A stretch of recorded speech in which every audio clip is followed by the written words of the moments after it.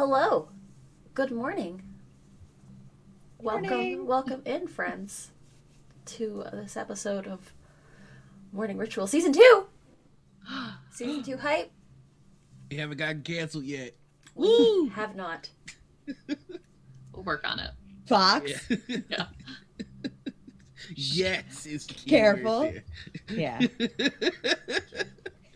Morning, everybody. How y'all doing? It's good to see you back. Good to see chat.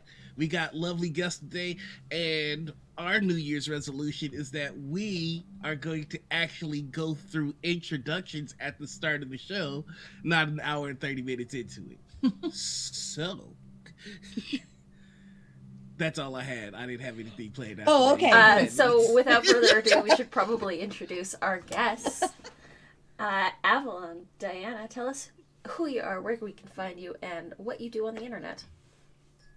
Ooh. Let me go first because I look bad if I go after you. I am Avalon. I am one half of Femsplained podcast with Diana.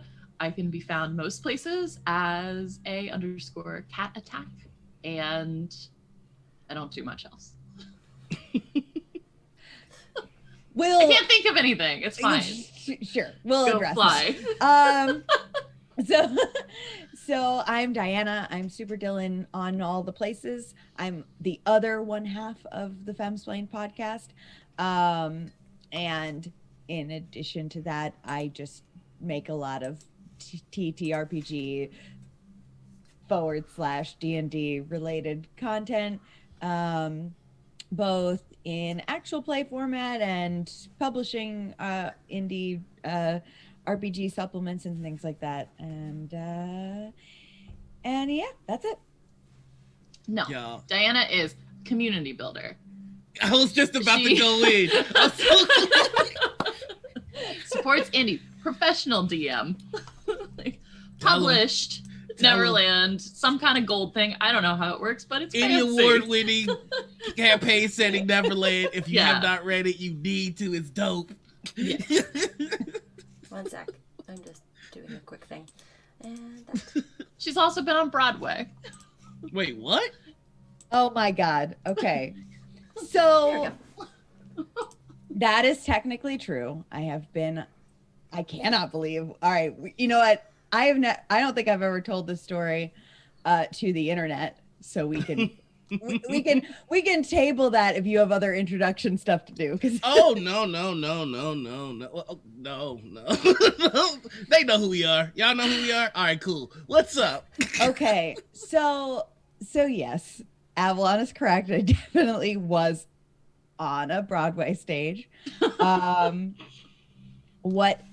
This is like one of the most like traumatizing, but also like but also in a funny way, so I can't help but tell people. Okay, because I'm like traumatizing and you were on a Broadway stage? What? Yeah, funny about that. So when I was a young kid, I actually wound up being a theater kid well into college. And was very much into that. But there was a time before that when I was not this person. I was very shy. I was very quiet. I was a little like timid, afraid little kid. And Oh, wait, same cat. but my grandfather was very into theater, and we were very close, and he wanted me to be like a theater nerd. Like he was just like trying his best to plant every seed that he could to make that happen somehow. And he lived in Manhattan, and so whenever I went to go visit him, a lot of times what we did was we went to either a community theater show or an off-Broadway show or whatever, and occasionally we would go to a Broadway show. And we went to one called Full Moon once that was a mime show with an actor called Bill Irwin. It was a Harlequin show. It was and this is on Broadway, so like that's not on me. Everything about this story is setting up to be awesome. Before Disney bought Broadway, they were really scraping the bottom of the barrel. It's so this Harlequin show, Full Moon, which I was a little kid. I was probably like 7 years old. I don't know if it was good or whatever. Maybe it was. But while we were waiting outside to go in, this guy comes up to my grandfather and I and was like, we're looking for a few young volunteers to be in a scene of this Broadway play. And of course, I hid behind my grandfather, and my grandfather was like, she will do it. she will absolutely do it. So first act of the play, I sit with my grandfather watching this play that I have 0% recollection of. All I know is that at one point, right at the end of the second act, some lady came and took me away from my grandfather and brought me backstage to this Broadway dressing room, painted me in full white Harlequin like clown makeup with the diamond eyes and the bright lipstick and stuff, put me in like a jester outfit, and then introduced me to the other kid they recruited who was older than me. He was like 12 or 13. And so there was like a little bit of a gap in understanding of what was happening to both of us. Like he was like hyped and I was like, I'm so afraid of whatever is going on.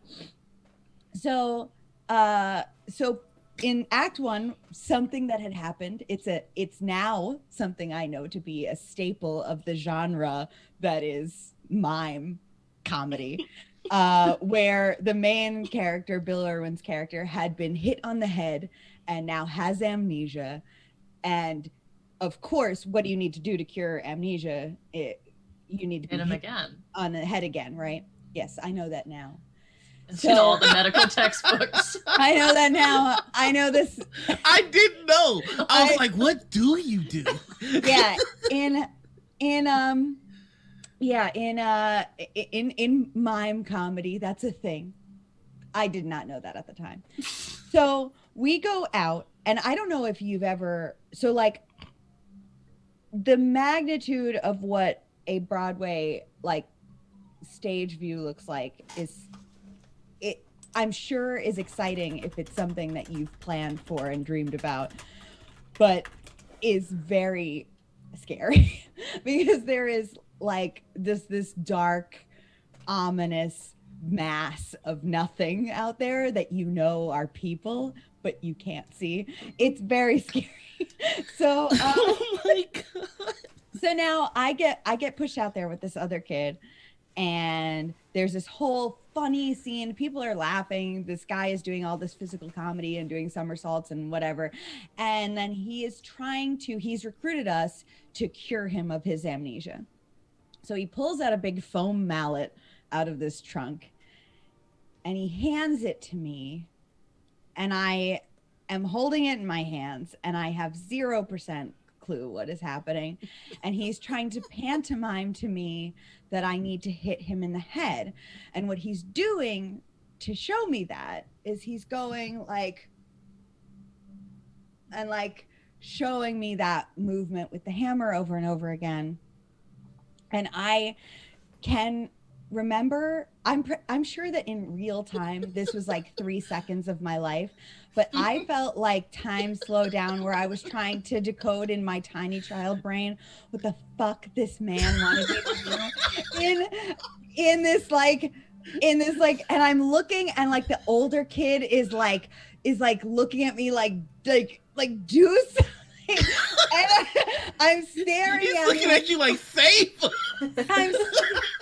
I'm staring at him, and so what I finally do, because he keeps doing this, I hit myself in the head with the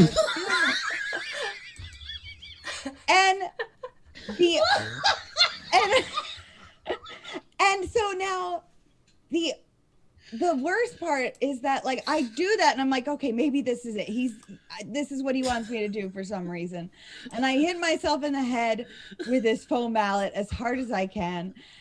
And the worst part, which I'm sure it was an absolute fucking delight for everyone, but the audience just starts laughing, this like cackling, horrible. It just sounded mean. I was like, why? like, I was like, why are you laughing at me? I don't know what I'm supposed to do. And of course, then Bill Irwin's character, goddamn Bill Irwin, he takes the hammer out of my hands and he gives it to this fucking 30-year-old kid that he also recruited next to me. And the kid, of course, like just takes the hammer and whacks him over the head and does exactly what needed to happen. And I was like, and then they just shuffled us off stage and took off our makeup and put me back in a seat next to my grandfather. And I don't think I talked for the rest of the day. And I don't know what happened. There was a couple years between that and me actually willingly walking into a theater. But like my grandfather, it was the happiest day of his life. He was like that. He was like, my granddaughter is an actress. She is a comedy genius. And I was like, no, I'm just 6 and scared and confused.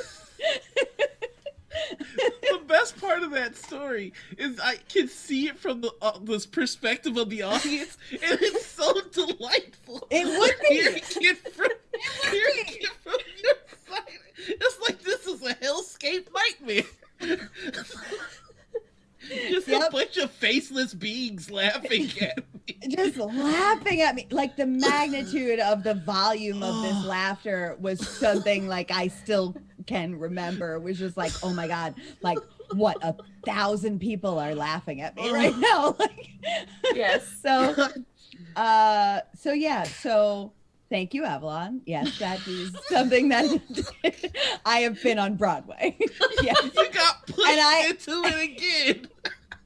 And so I think that I do, because of the experience that was, I do think I get to tell people that I've been on Broadway. Yeah.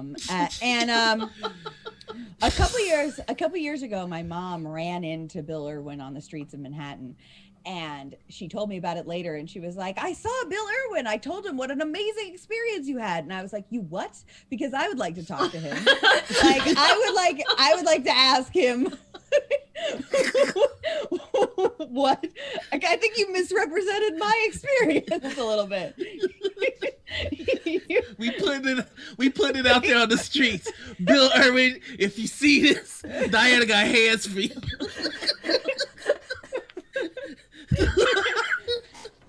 We gotta have a conversation. I'm all about starting beef.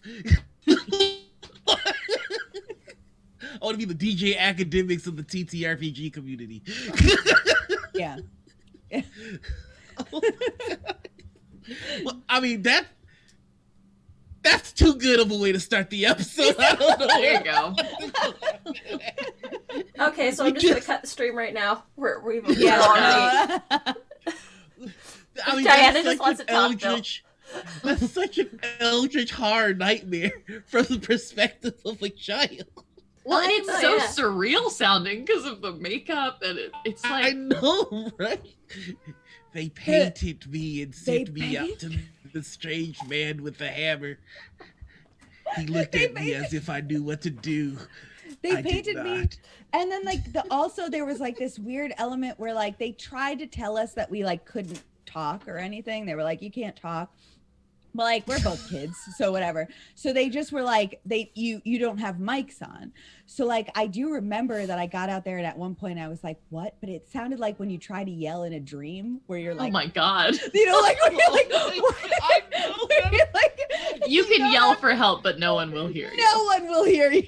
I'm like 4 feet away from this people and I'm like, what do you want? What should I do? You opened your mouth to scream, but no noise came out. No noise came out. I need you to put that in a fucking adventure or something. Something I make all my players go through as a rite of passage. They all have to figure out how to cure amnesia from a strange cloud man. The faceless void watches you expecting, but you can't see them. You are And if handed the fuck up mallet. and they laugh at you, you Yeah. take psychic damage. Yes. Session 0 right there. Oh my god, You are- that is funny. That is funny as hell. Okay, so chat's getting on our ass about us not doing our intro. We did half of it. Hi, I'm Anita. This is my channel. You can find me Hey, here. I'm Noir. I do things. Follow me on Twitter. What's good? Boom, did it. We're not getting bingo. I feel like we should explain.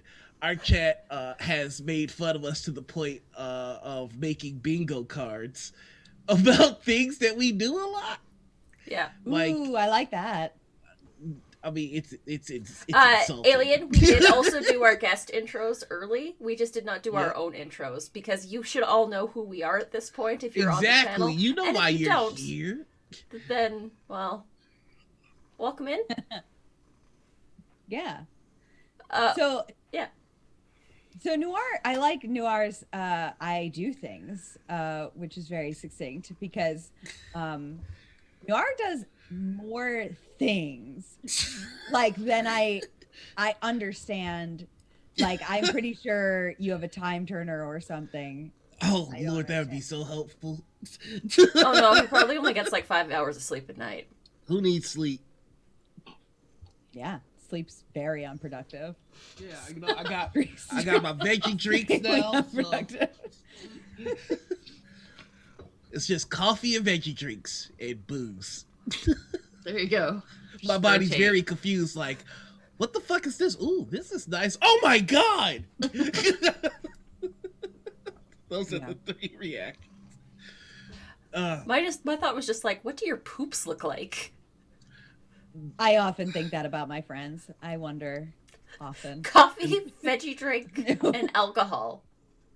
Anita, I would think Efficient. Efficient. I'm sorry. I'm gonna need to pull my co-host to the side. Okay, what the fuck are you doing here?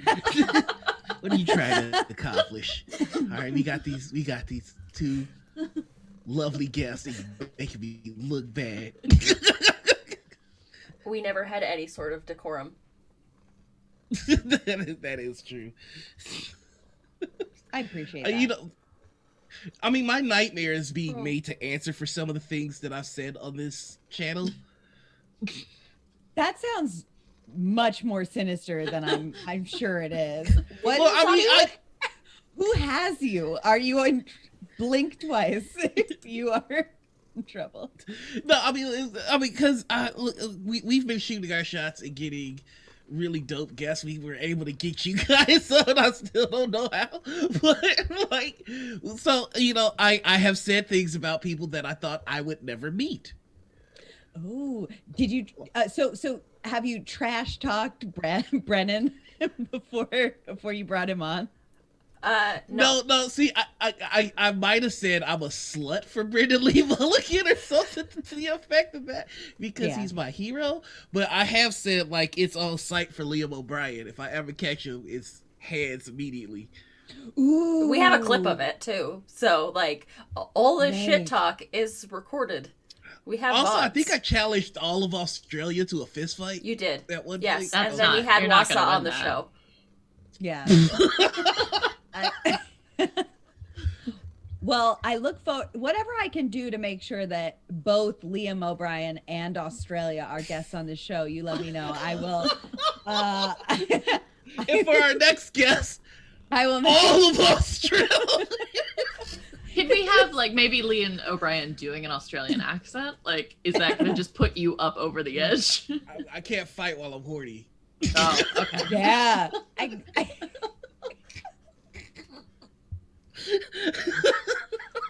Aw, Alien, I'm sorry that Twitch is muting your stream.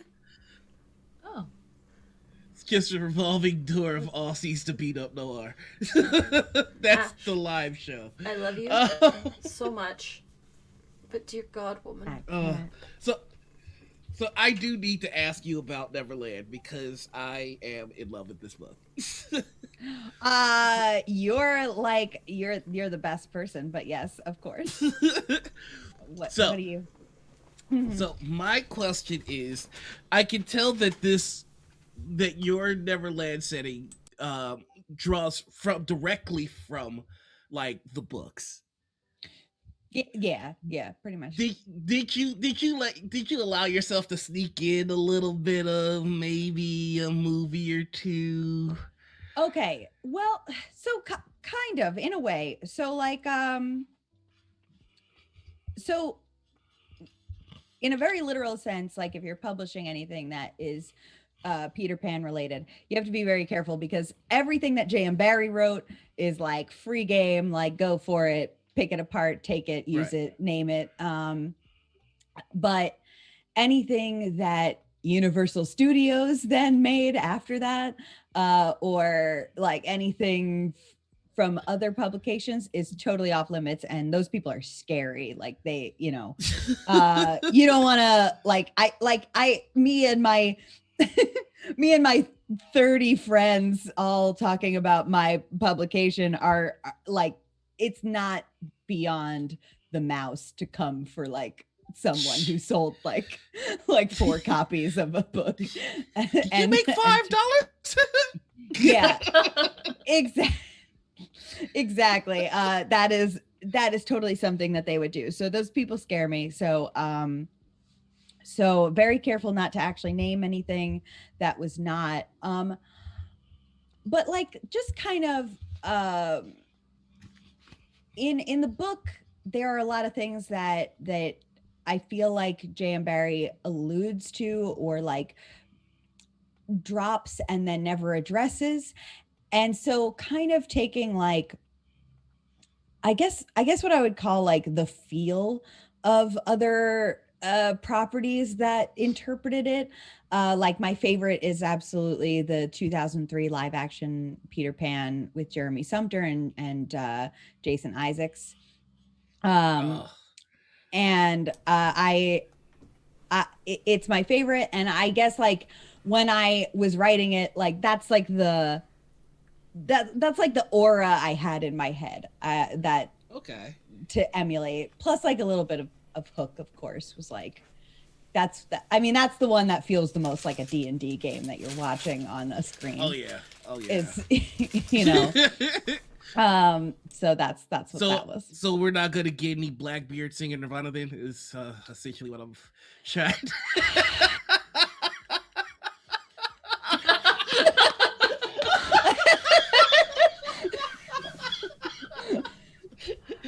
Okay, we're gonna go to break.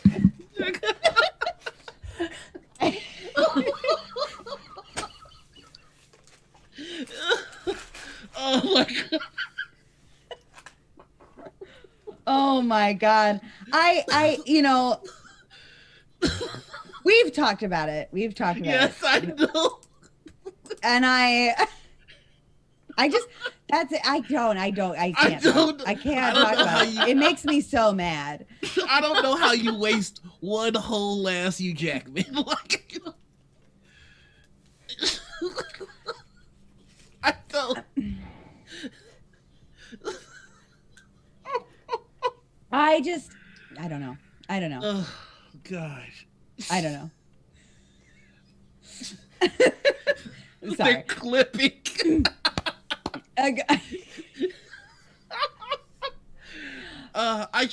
I've never been so bewildered by a movie. I don't even know what to say. I mean, like, just so many things that make me just furious. Like all right. So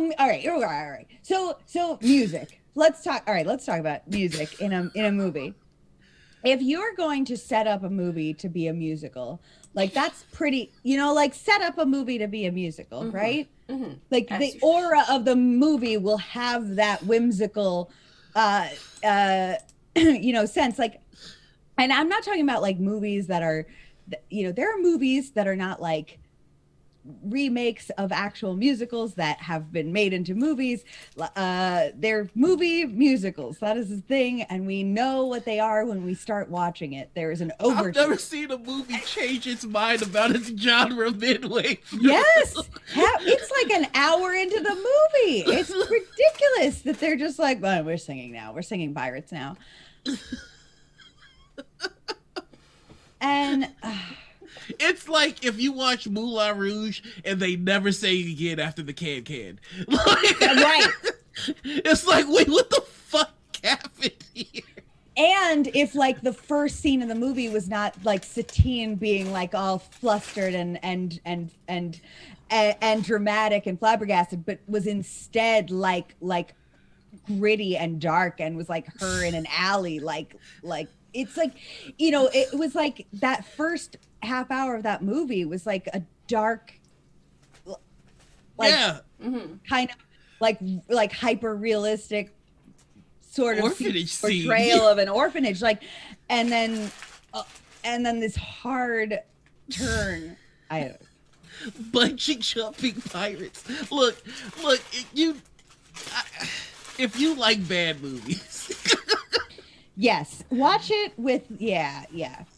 We haven't even said the name of the movie, and I'm afraid to, because if I say it, it'll show up. Right. I don't know If you say it, it makes it real. Pan? Yeah, I think it's Pan. They God. describe what the critics did to it.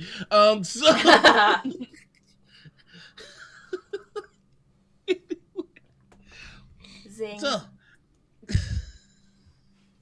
how did you two meet each other? We got you all quiet in the corner there, Avalon. No. You're gonna tell me some stories, goddamn. I don't want to admit that I haven't seen Pan. Same. No, you're fine. It's okay. Yeah. Half the people in this call haven't seen Pan. How Oh, did I'm Dan and I going meet? to make you watch it, Anita. Please don't. I can't wait to hear how Avalon chooses to, Shit. to take this. So Diana and I became roommates by both moving in with horrible boyfriends who lived in a giant house. Yes. Oh my god. And then I think we just had to cling on to each other Yeah. We live. for sanity and Yes. support.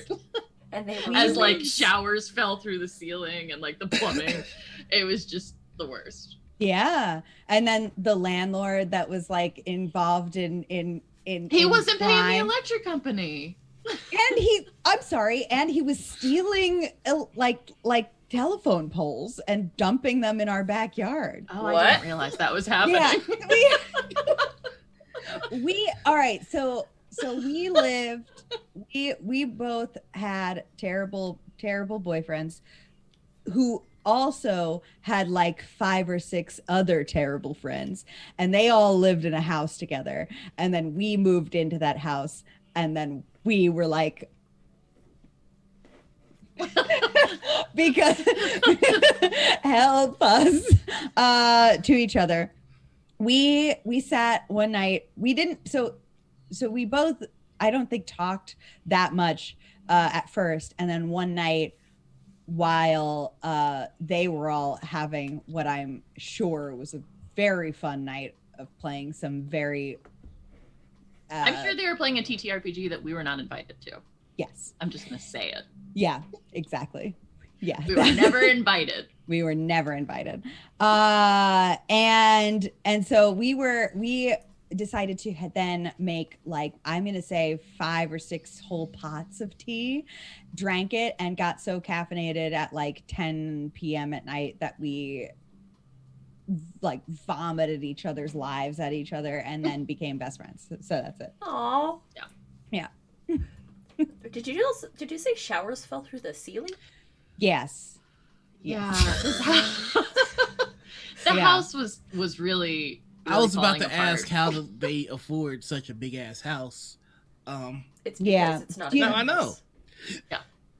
Do you know when somebody is like move on in with us? The rent's only $300, and you're like, sure. And then you move in and yeah, the shower once fell into a bowl of spaghetti, right? It was like the so like the shower upstairs and like the bits of plaster from the floor below the shower like all fell into like the big pot of spaghetti. Spaghetti and shower. Yum. Yeah. Yeah. Shower spaghetti. Yeah, and it was just so bizarre because our landlord was a contractor. And yet. Yeah. Was a contractor. We think maybe that is like a code word for something else. Well, he never said he was a good contractor. No. Yeah. Yeah. No, but he made us pay everything in cash, Oh yeah. including like utility bills. And then, we come to find out our utility bills hadn't been paid in a year. Contractor hitman. Yeah. Yeah. He used to drive by with his truck and like drop off all this lumber and like put it in our backyard. And then he never came to get any of it. We lived there for 3 years. He never came to pick any of it up. So we were like, and it started like filling up. And then one day he dropped off a whole telephone pole. And we were like, what is that for? And he just said, don't worry about it. And I was like, and then he left. But like, we didn't have a lease, so we just shut up. No, we didn't have a lease. Yeah, we didn't. We were just so. What the fuck? Wow, I don't know if I've ever really thought about that. Yeah. I just kind of was like, all right, I'm trying to get by. It's fine. Who knew there was a secondhand market for telephone poles? Thank you, Brent. Needed proof he was a contractor. See, look at all my lumber. Oh my gosh. Wow. So anyway, that's how we met. Yeah. That's how we met. Yeah. That is y'all met by serving time together. Yeah. Essentially. Yes. Yeah. That is how the best friendships start, really. Trauma. Yeah. Yeah. It's called trauma bonding. Yeah. You know what? Now that I think about it, I have a few friends that met because they were dating shitty people and they kind of lashed out to each other. Yeah. Oh Yeah. God! It's like Titanic. Everybody has that one they regret. I'm sorry. Avalon, it's Yeah. like Titanic. How? It's like Titanic at the end when we're both on the door and you're so tiny that we both get to fit. So it's a happy ending. Oh, okay. If Jack was like half the size. Listen, Oh, they I'm can Jack both in this fit on the scenario. door. I like that I'm Jack in this Yeah, you're scenario. I thought it was Totally like Jack. Titanic Okay. because of all the lumber that's just kind of there. Floating around. Yeah. We're clinging Yeah. on to the telephone pole. Yeah. Yeah. Yeah. And you're totally Jack. I am very happy that I'm Jack. You just made probably my whole weekend. That's great. Jack is my favorite example of a manic pixie dream boy. Oh, yeah, that's true. He has no motivations of his own, zero self-preservation, and only exists to further the plot line and character development of the leading lady, who is dynamic and has a whole Fleshed out. backstory and fleshed out life. And he's just happy-go-lucky, happy to make her happy. That is he is Manic Pixie Dream Boy. I'm sorry. I'm just imagining an AU where Jack was able to get on the door, and like while they're floating there, Jack just kind of looks over and goes, "We should start a podcast."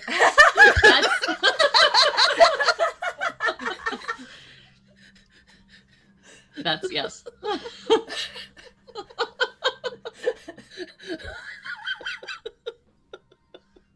That's actually what happens in the very, very end of the movie, where It's a deleted scene. Rose Stewart Buchater, who spent her entire life married to this other man that we never meet, dies, and instead of going to her dead husband in the afterlife, is like, I would actually like to revisit this man I screwed once on a boat, and spend the afterlife with him instead.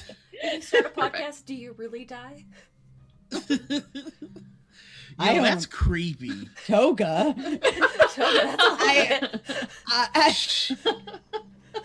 I You live forever through the podcast. am Yeah. immortal now. Well, until the hosting fees run out, and Oh, fair. then Oh my god, that just Podcast phylactery. I was just thinking like a lich that puts a little bit of their essence in each episode. Another podcast. To defeat me, you must defeat Apple and Spotify and Stitcher. yeah. I'll never defeat Spotify. You can find a little bit of my soul on Podbean.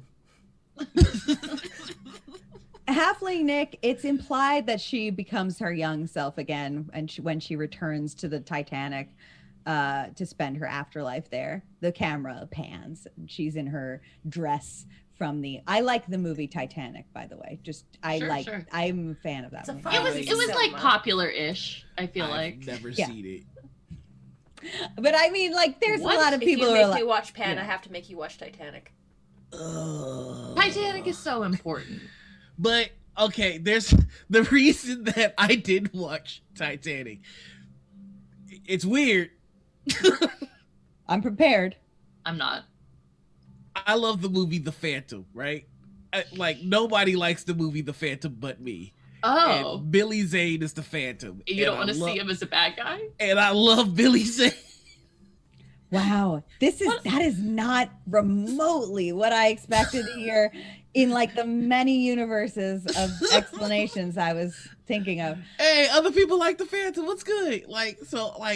I saw the Phantom, and then I was like, oh shit, Billy Zane's in Titanic. They're like, yo, they do him dirty, dog. And I'm like, what? They're like, yo, they make him bad, like racist and mean and shit. I'm like, I don't want to see the Phantom be mean and racist. Yeah. What about the Mummy? I love the Mummy. Was he? Isn't he the Mummy? No, What? it's a No. white guy that looks exactly like Billy Okay. Zane. No, I thought the same thing too. I was like, Billy Zane got a tan? No, it's just some other Wow, dude. I spent my whole life thinking Billy Zane was the Mummy. Wait, hold on. All aboard the Zane train. Choo choo. Wait, I'm looking up the Mummy. I'm willing to guarantee that's not Billy Zane. I believe you. I'm not fact checking you. It is the Don't- second, I'm it's the just- second Now most bisexual I'm movie fact checking of all time. myself now. Though. I'm trying to check my memory. Yeah. The Mummy.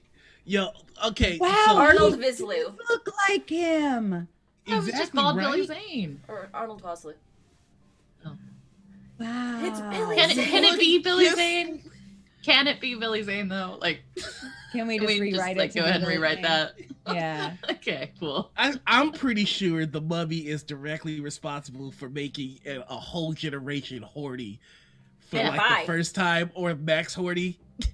Yeah. Because Yeah. And they gave the this is one of my first memories of where they gave the movie monster, a sexy backstory. Yeah. Like his like before he was a gruesome mummy monster, he was like in a sexy, lucid affair, and it was tense and hot, and he smudged her tattoo makeup. Yo. And, oh my god. Damn. I have that is burned into my I know. brain. They couldn't even wait for that to dry.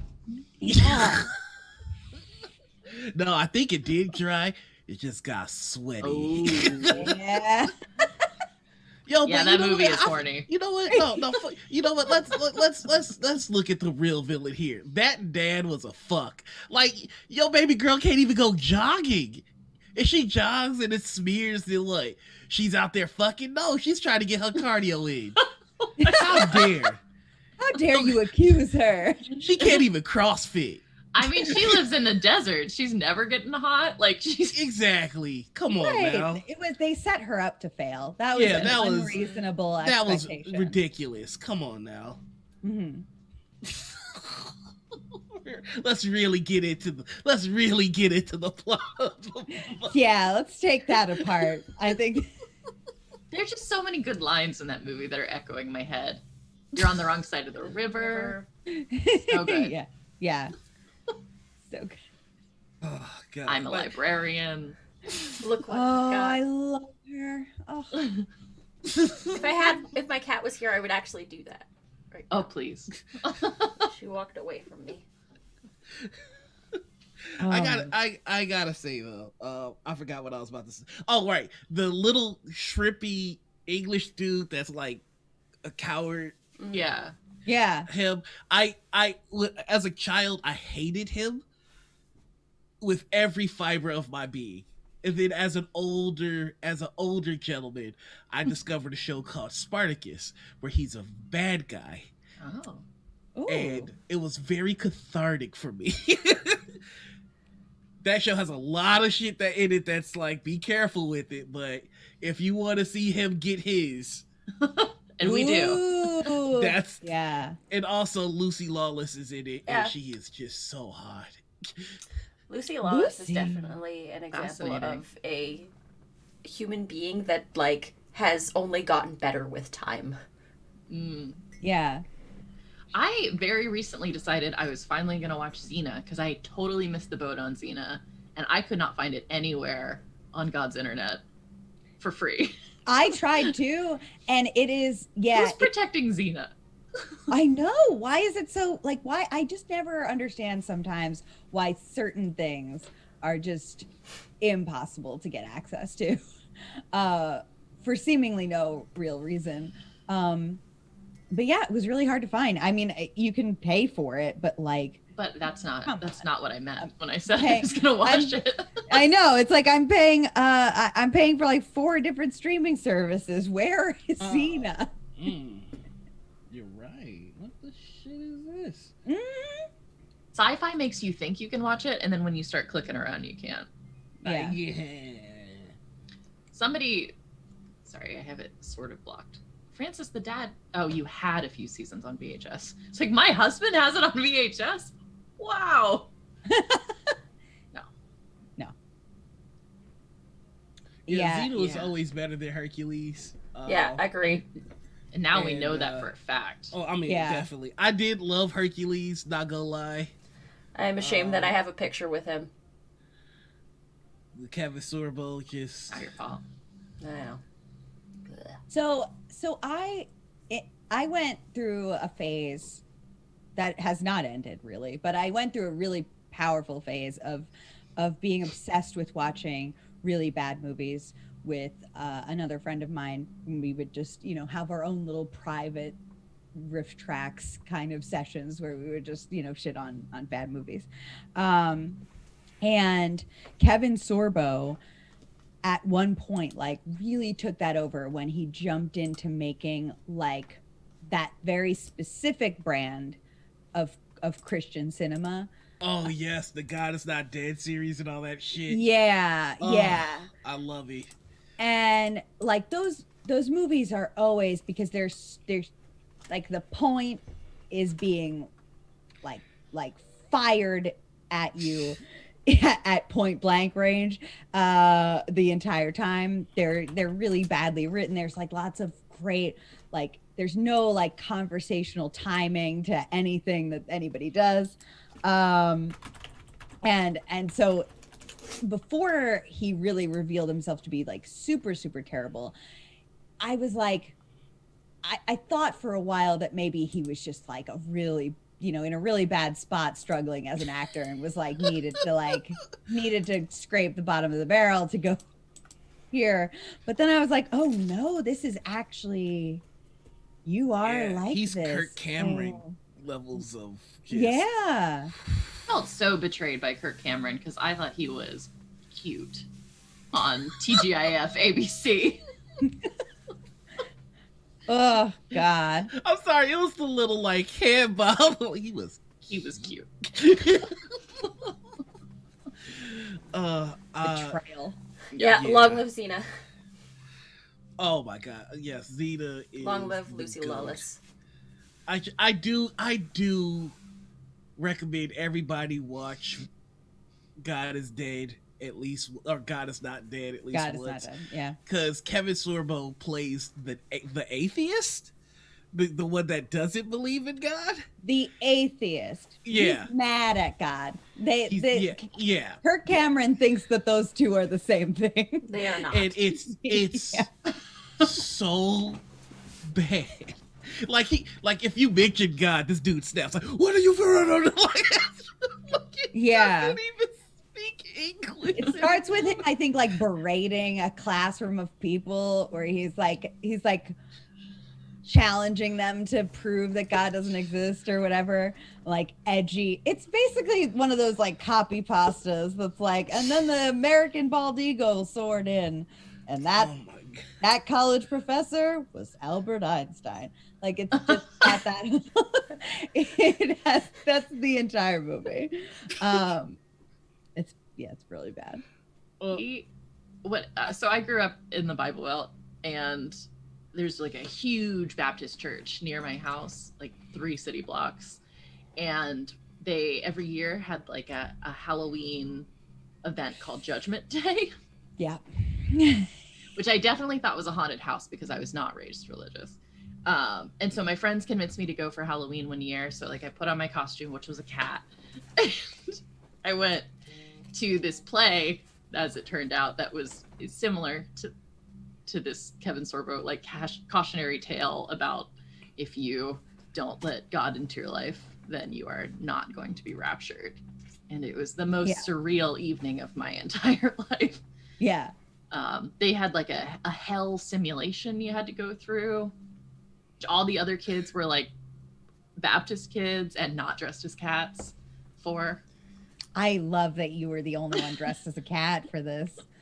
And in the end, you go into a room where there is a Jesus and he hugs you. Don't like that. No, it wasn't great. Oh, apparently we have people in the chat that have heard of hell houses. Also, Halfling Nick says Lucy Lawless has an Australian detective show that is so great. It is called My Life is Murder. Ooh, I genuinely did not know that. That's great. Lauren Danger says, random fact, the sound that the bald eagle in mass media makes is actually from the red-tailed hawk because eagles sound awkward and chirpy, which is not a surprise because America. We're very focused on aesthetics and not the truth. Red-tailed hawk is what Tobias gets stuck at in the first book of the Animorph series. And that's your animal trivia from biologist Diana Gata. I have never read a single Animorphs, but everybody that I think is awesome is a huge Animorphs fan. Yeah, you missed the boat.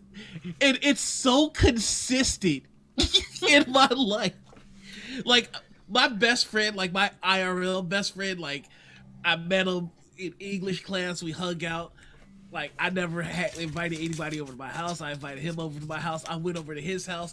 The second I go to his house, it's just a drawer full of Animorphs, and that has continued all throughout my life. Yeah, Animorphs was the superior series, and I think I need to read them. I think I need to read all of them. It would take you 30 seconds to read them too. They are very short books, except for about 5 or 6 of them. The books, the special ones. Yeah. Wasn't there a fucking TV show? We don't talk about that. Well, we should. Okay, we should. And now we will. Yeah, and now we will. So there was a TV show. First of all. It only went for 2 seasons on Nickelodeon, and it was not great in that many reasons it was a lot cheesier than the book series was, which I understand. Nickelodeon has a brand that they were sticking to, especially at that time. So it was very sanitized. And a lot of things were like kind of rushed and whatever. But it did have a couple of incredible moments, like this really homoerotic moment between Aximili Esgarth Ister and Marco. And so there is a scene, and I'm gonna show it to you. I will. I think didn't it's know worth that we watching fucking just for the found the morphs. trigger for Diane. Like, oh no, you fucking with an expert here. Oh yeah. Oh, okay. So I looked up this to get you the clip, and the first thing that comes up is a Reddit thread that's Marco bisexual ? And I agree. Just to whoever wrote that thread, I agree with you. We need to talk to K.A. Applegate. Can we get them on the show?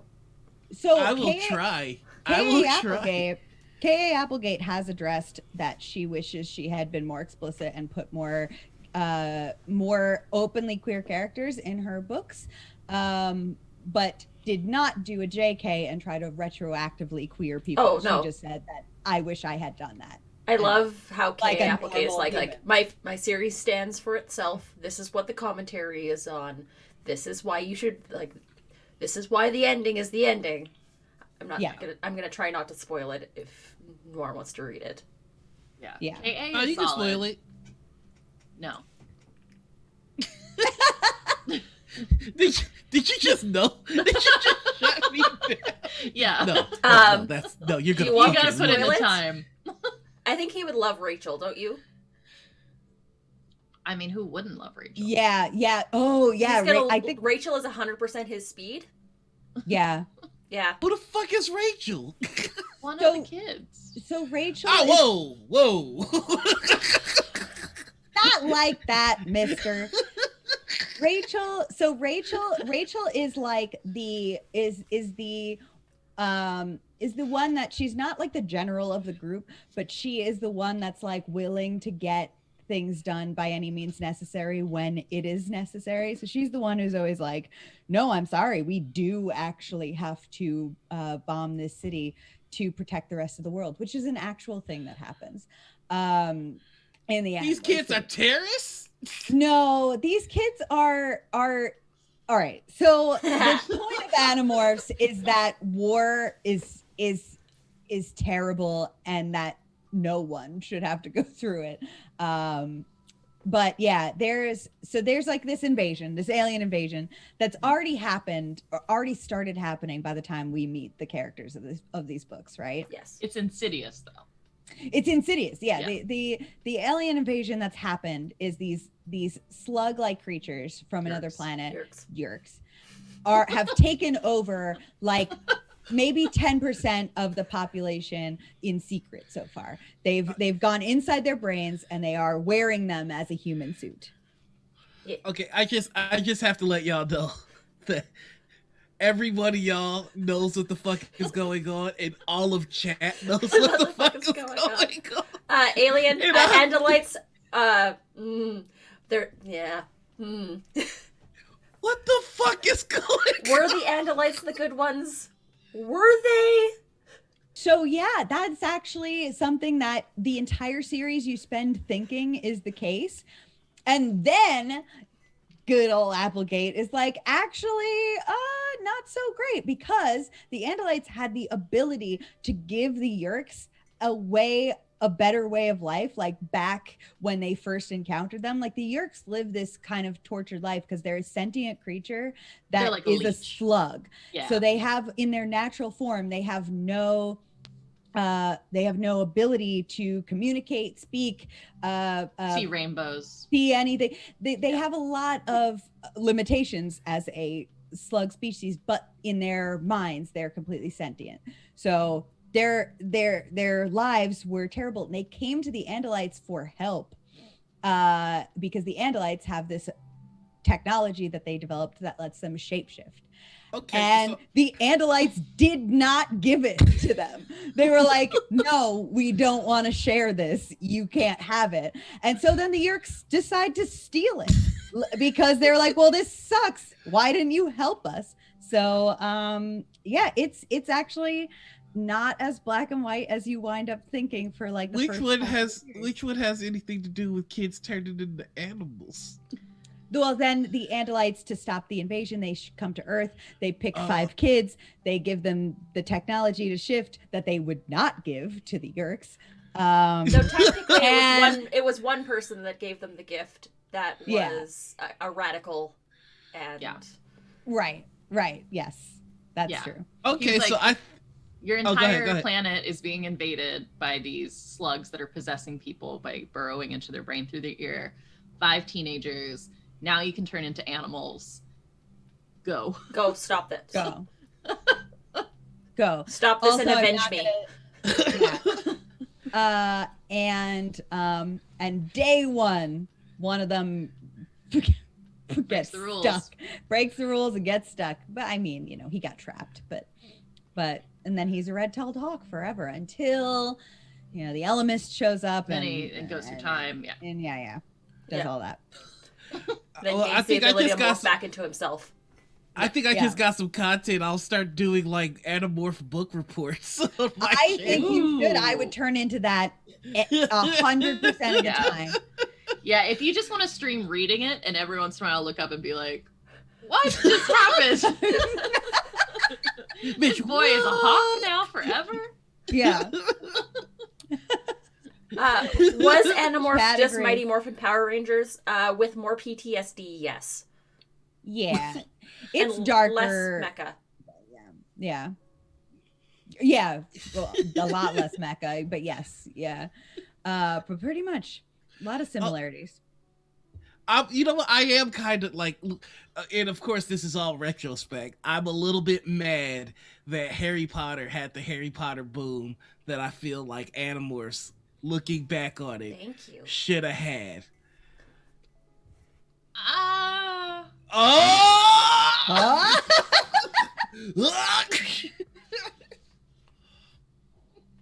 KA versus JK. KA obviously wins all the time. I do think there was a little bit more emotional nuance to those books. I'm sorry. Diana I'm sorry. Oh. I'm sorry. Emotional This was the end of nuance. Femsplained. No. I'm kidding. I'm kidding. This is what Femsplained is. I think I know I'm wrong. As soon as I said it, I knew I was wrong. Avalon. No.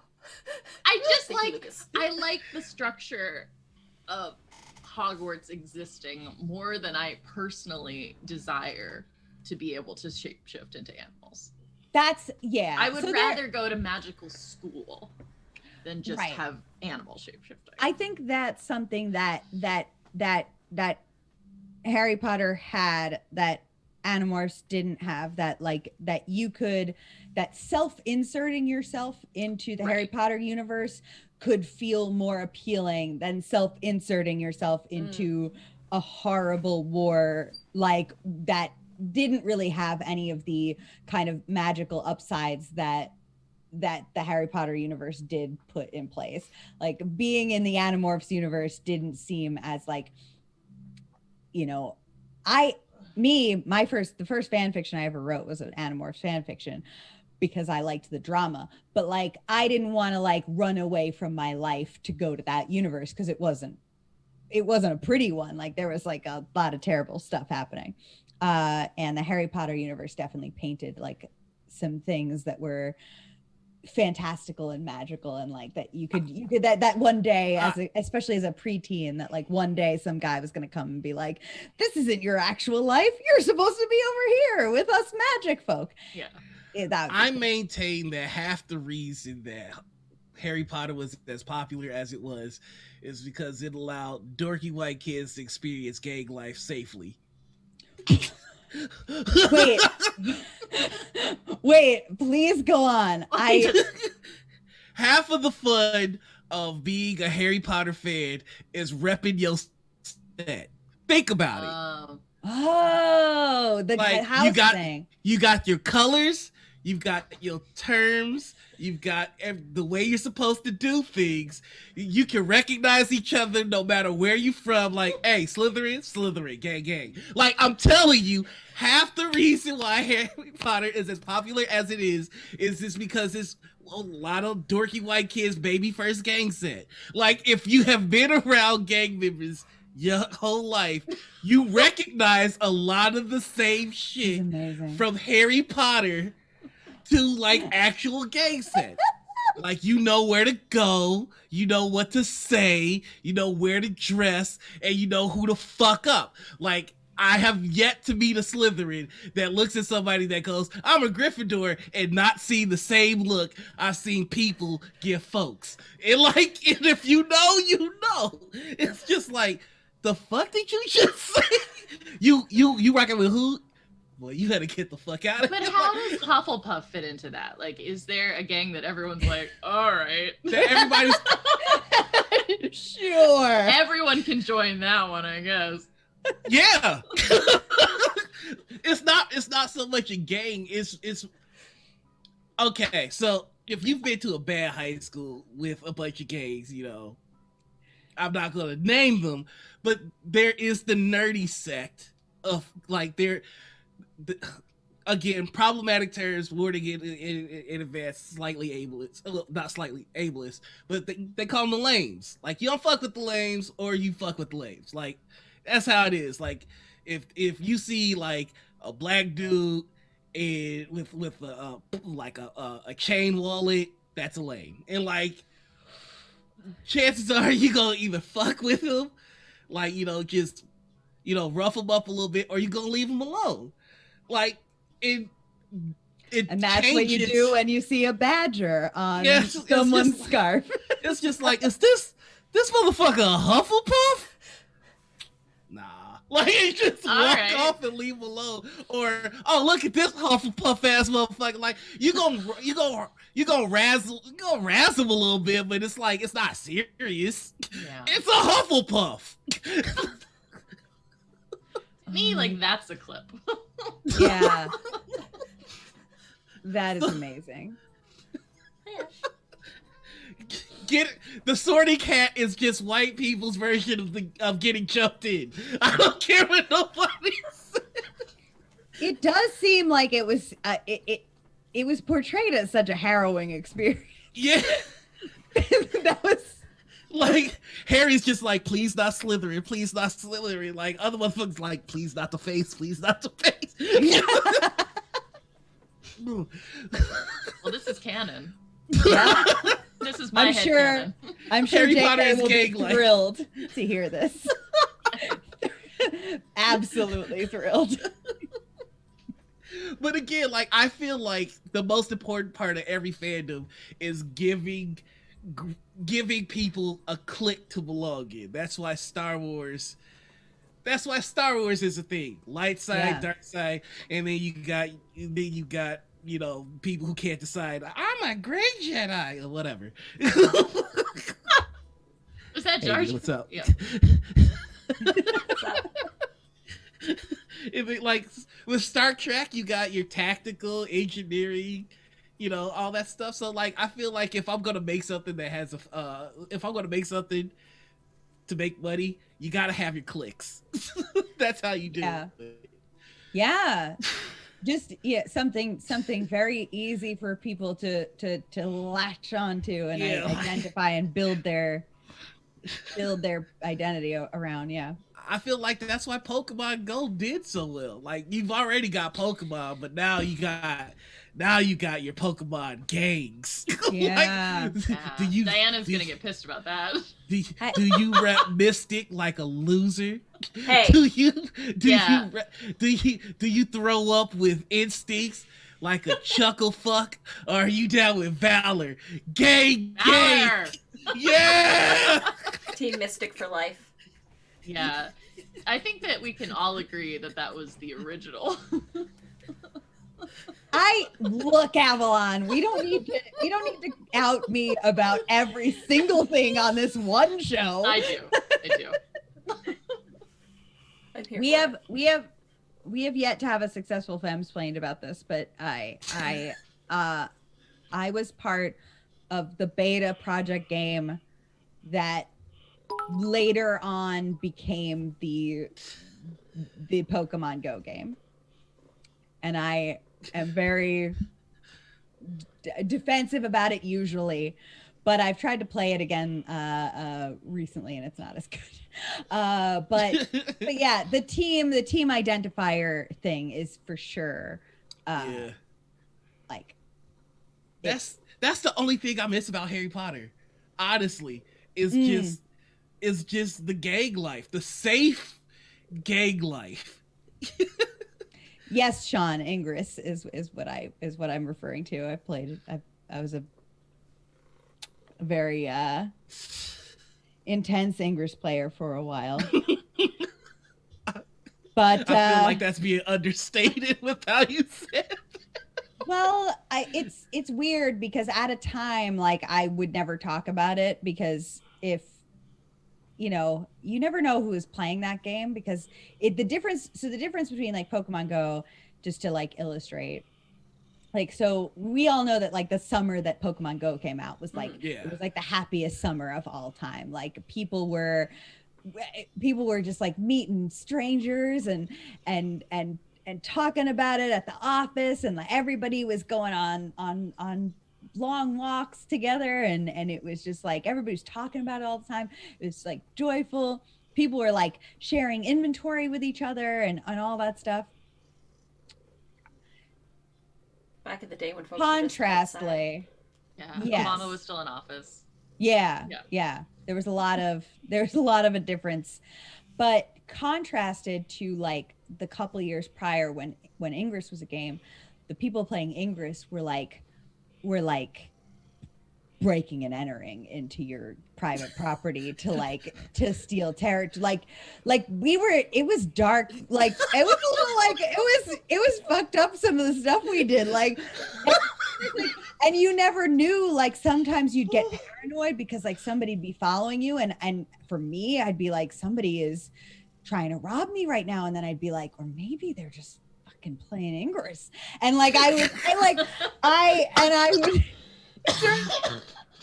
and you would never know, like as you saw somebody with like a hood up, and like back then nobody had like masks over their face, but people did because they were like trespassing on we were like, there was a lot of law breaking and stuff, and like you know, all of it was that you had to go to we did all of Google's like map intel to make Pokemon Go. So like all the places that are gyms are places that people in Ingress like mapped out and broke into and submitted to Google to like tell you all these things. And so like you had to go to all these historical places, and some of them would close, but in order to get like an advantage on the other team, you did have to like find a way to get there and break in. And it was just like a really weird thing. Like my like team of people that I played that game with was like, I mean, the stuff we were doing was very shady, but it was like me, like two like white collar IT guys, a pastor, and like an unemployed like kinky throuple that seemingly did nothing for a living. Like it was a very weird group, and we did like, and then like we just lived our lives, and then like at midnight we all like got together, and like we didn't talk about the fact that like in the morning one of us was getting up to give a sermon. but we all like went and I love how you're talking about this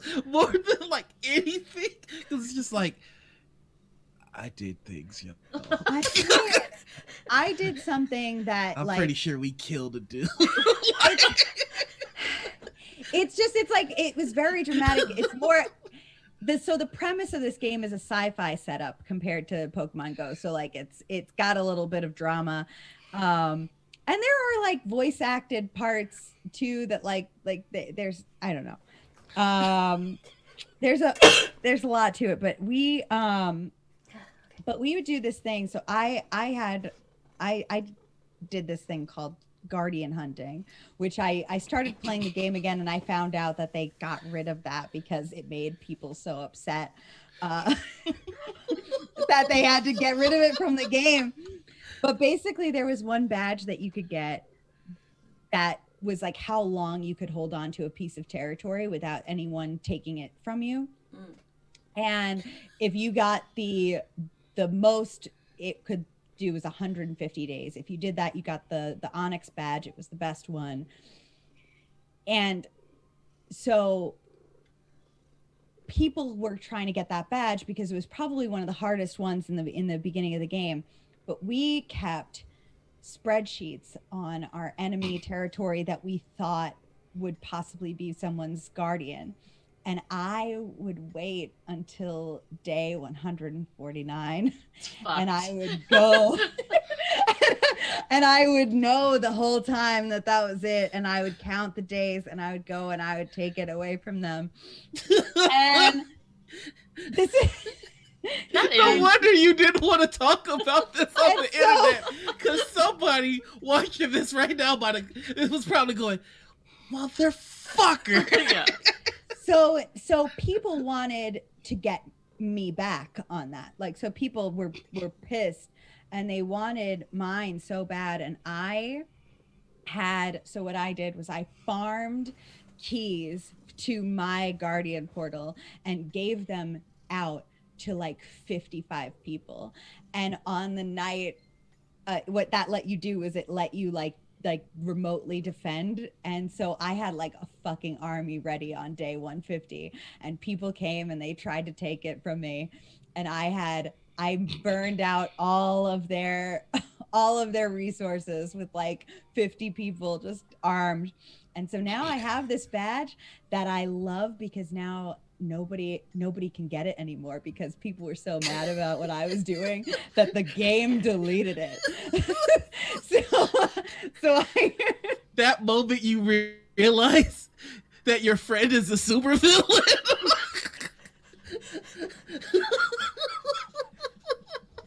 I just feel like we need to rebrand the podcast because, like, as it stands, like, I'm kind of the asshole. Yeah. Diana might be the sociopath. Yeah. It's just you know, I mean and it's in no other part of my life have I ever been like that, but like I don't know, this game it changed me for a little while and it got intense. It got very intense. I don't know what happened. I don't know what got over me. I just needed to destroy everyone.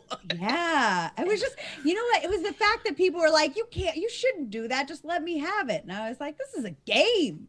I'm here to win. But like, the fact that you would wait until it hurt the most. Yeah. But what got me was the fucking spreadsheet. I've never been petty enough to open up Excel for nobody.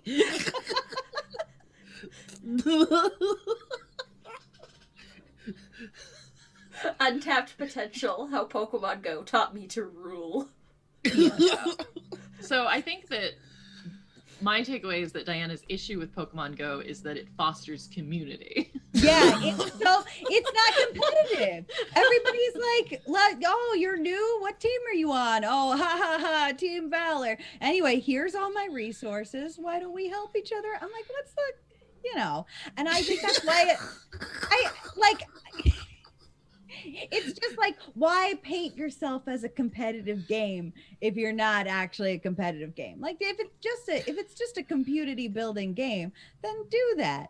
But it kind of paints itself as there are teams and they're against each other, but they're not really. It's kind of like how, you know, your nemesis in some of the Pokemon games is actually just your friend.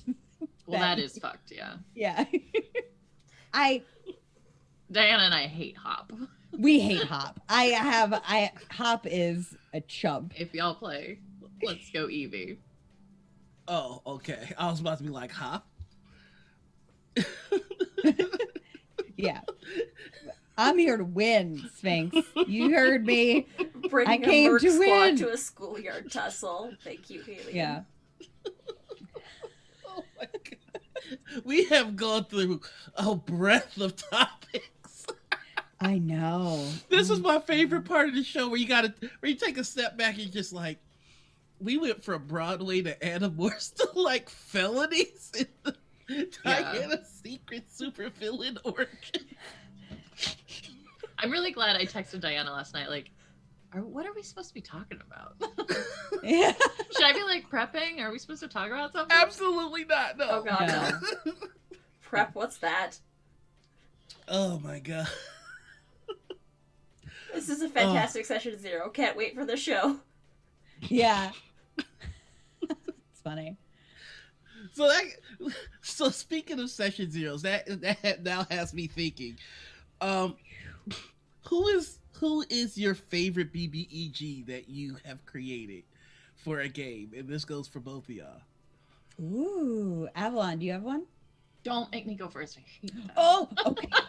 Last time you wanted to go first. Okay. That's true. So, I was okay. pushy about it last time. You were. Okay. So my, I guess my favorite BBEG that I ever put together was actually, all right, so my home game, we are going, well, we're technically going like for almost 4 years now, but the last year has been a wash. Is this with the one with the bros that you posted about the other day? My himbo boys, yeah, my CrossFit boys. Yes, yes, these are my CrossFit boys. But so our game, probably at the end of year 2, basically the whole entire plot that we had been building up to was that they had to go to Faerun. Something had happened and they had to restore this temple that had been like basically like messing with the ability to of anybody with like Fae ancestry to like access their magic. So Okay. like, it was like something that was progressively getting worse over like the last 2 years, and they had to go there and fix it. And that was what like the first 2 years of the campaign were all like kind of leading up to this big confrontation that was going to happen at this temple in Faerun. And when they got there, what I had done, it was my favorite, because I don't think, just especially with these guys, I don't think that they had anticipated like the emotional component that they would get attached to their like characters and get, like so involved with them. And so when they entered the temple, they were all immediately separated, and they each had a manifestation of this BBEG that was tailored to them. So like one that I love that. Yeah, and they basically had to do the opposite of what their go-to move was. Like so like the the barbarian could not kill this thing. The barbarian actually had to like avoid it, had to like get around it and get to like the other side of this puzzle piece without killing it, because each time he did, it got worse. And the cleric, like none of the Toll the Dead spells worked on it, and it manifested as like some of the, cause my cleric in my party is a cleric of Kelemvor, and like spent the entire game like very obsessed with like only killing people you have to maintain like the balance between like life and death. Mm-hmm. And of course, in a 2-year campaign, there were 2 examples where he didn't follow that rule. And of course, he had to fight like the risen bodies of those that he didn't follow his God's commands, things like that. So they had to get over these like individually tailored things, and they all had to do it or none of them would survive. And so it was very tense. Like it was such a great experience, because like each time I cut to one person, like the other one is like flipping through their spell books and like character sheets, like trying to like figure out what the trick is, what the puzzle is. And it was just a great time. It was So good. Chat goes, so Diana's favorite BBEG was themselves. Yes. Yes. No, I love that premise, especially when you have history like that. You can hit them in the emotions so much harder. Yep. Absolutely. Avalon, what's up? I'm trying to think. So part of it is that I have people in the chat who haven't necessarily. But okay. I will say that one of the things that I have personally delighted in the most is when my players will make assumptions about someone's motives or alignment and ally themselves, when to me it's like very clear that they're not a good person. But for instance, I have a storyline that is kind of like a damsel situation, that it seems very clear that she's super problematic and never is doing anything helpful or positive. And I really feel like your face is getting slammed in the fact that this lady is a problem. And yet, for some reason, my players really feel like she needs to be rescued and escorted back to her castle and things of that nature. And as they are arriving, I think that they're finding out maybe she's not so great. So she's my favorite just because there's no reason to fall for that, and yet consistently everyone is. So I like tricky stuff. In terms of like little bad guys, back in the times when we could all actually go outside together, we took a trip to the coast here, and there was a very creepy and bizarre candy store there. And it was really fun that we were able to like put like a creepy oni eating children like Candyman element into one of our stories, just to like pull from actual real life experiences we had. But it was just, we went into this very huge property that just had pillars of jelly beans and like no employees and drop ceiling and weird lighting, and Candyman was playing on loop like over and over for like 20 minutes. Okay, that's fucking terrifying. Why did y'all immediately run? I mean, I think that we should have, certainly. But I just personally really enjoy putting like real life experiences that my group shares, like subtly into the game, so that people slowly pick up on the fact that like we're calling back to that thing we did in real life.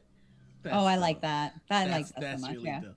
Yeah. I mean, that kind of brings me to my next question. Unless, Anita, do you have a BBEG you'd like to share? All my campaigns have fizzled before I got to the point where I could actually introduce my ultimate BBEG. Though the criticalness is when we had a Rakshasa that I was setting up to be a BBEG.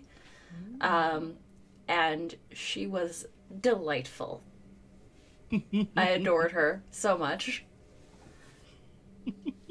She was working on destabilizing the planes. Oh, that's hard work. It was hard work. It's hard work. That's fun. Yeah. Girl boss. Yeah. Hashtag girl boss. Yes, Lauren is one of my players. She was mean. She corrupted a whole ass unicorn. Well, that's how you establish dominance to your players. Like, you take a look at this pony, and then I'm gonna eat the pony.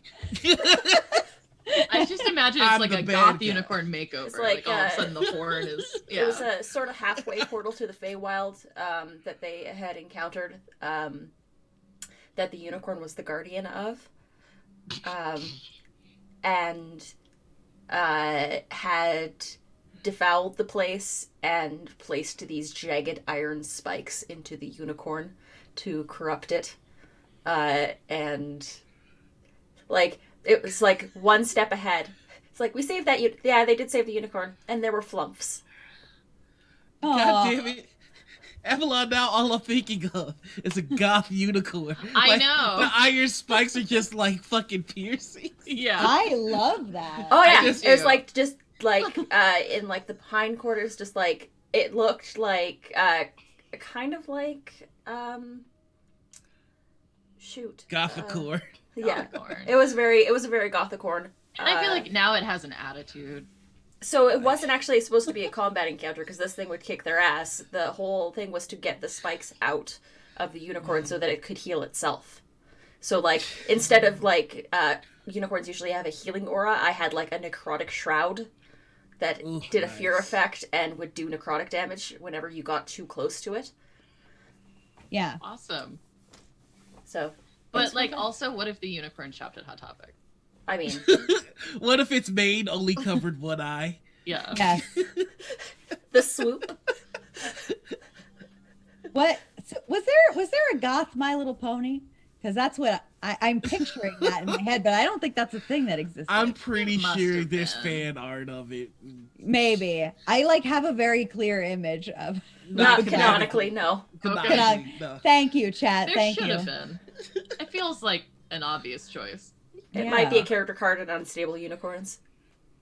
Mm. All right, I propose a new section of the show called Over It, where I will ask you what are some things about 5th edition that you are over. Okay. So that's my question. What in 5th edition are you over? Me, I'll start with a hot take. I'm over tieflings. I'm over tiefling bards. I'm really over it. I don't. You know what? Ooh. It's too easy. I don't like it. I don't like it at all. I'm sick of all these motherfucking tieflings. I'm sick of everybody doing. I'm over it. No more Okay. tieflings. No more tieflings, specifically tiefling bards. Yes. Okay. All right. When I play with Noir, make a tiefling bard. Okay. The answer can just be for all of D&D 5e. Yeah, Yeah. absolutely.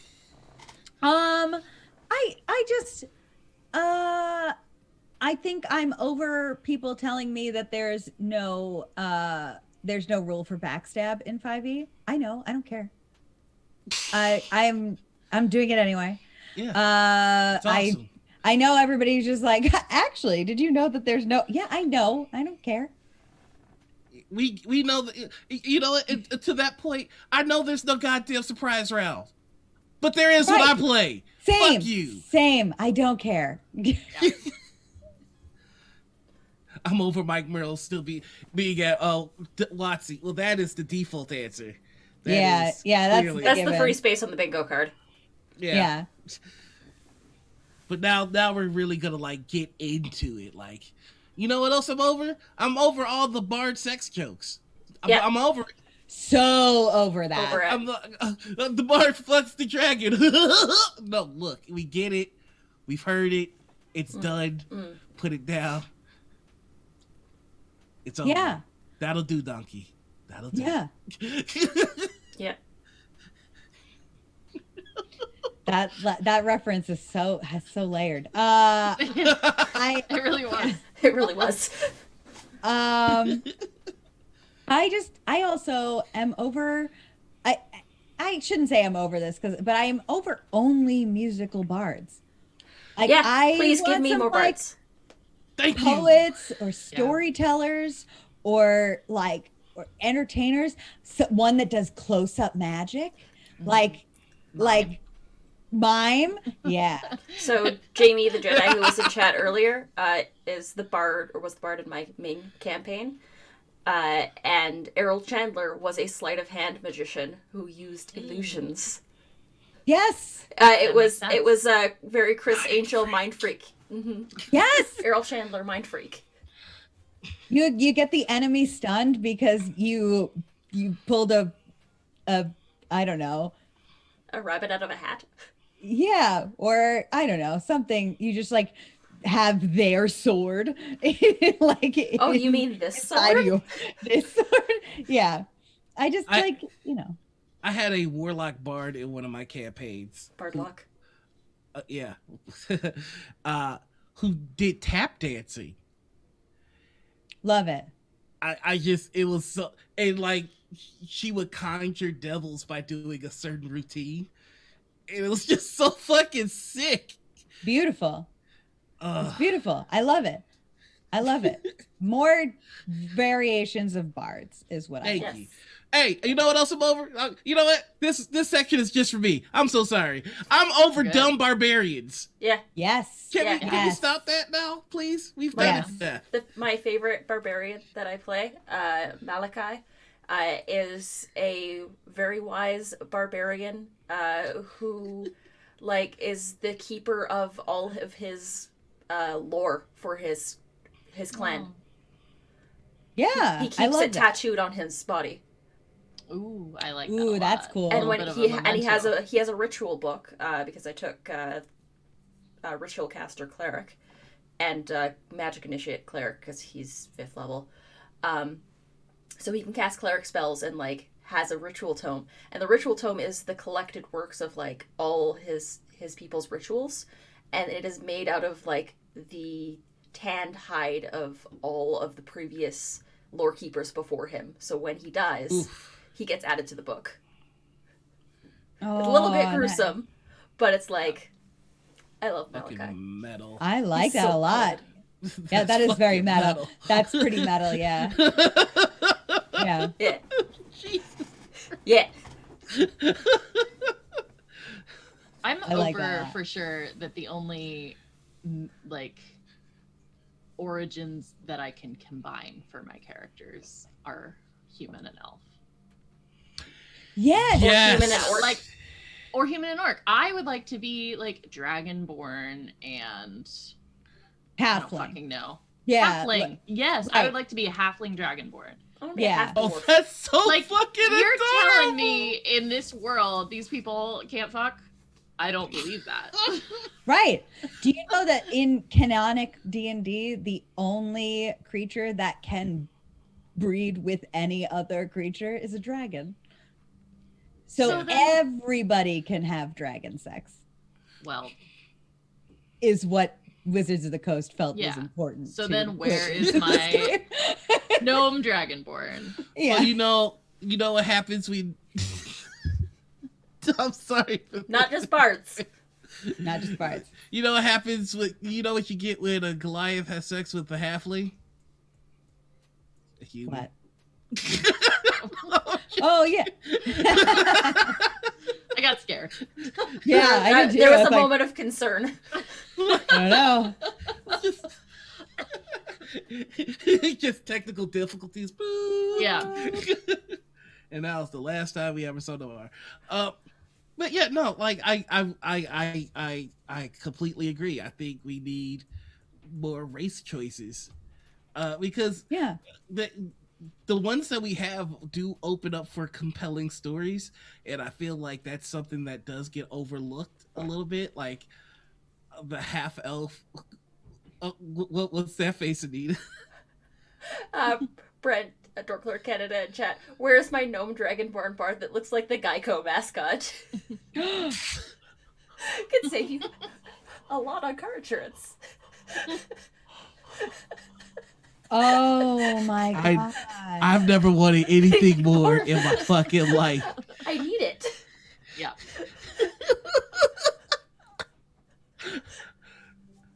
Fuck everything I was about to say. That is the only thing I'm thinking about right now. Yeah. Yeah. Have just won the chat. His merchant is trying to sell people insurance.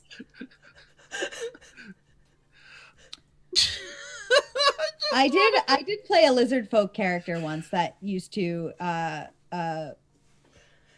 have a signature where he would wink, but instead of winking, he like licked his eyeball, you know, the way like lizards do. Sure.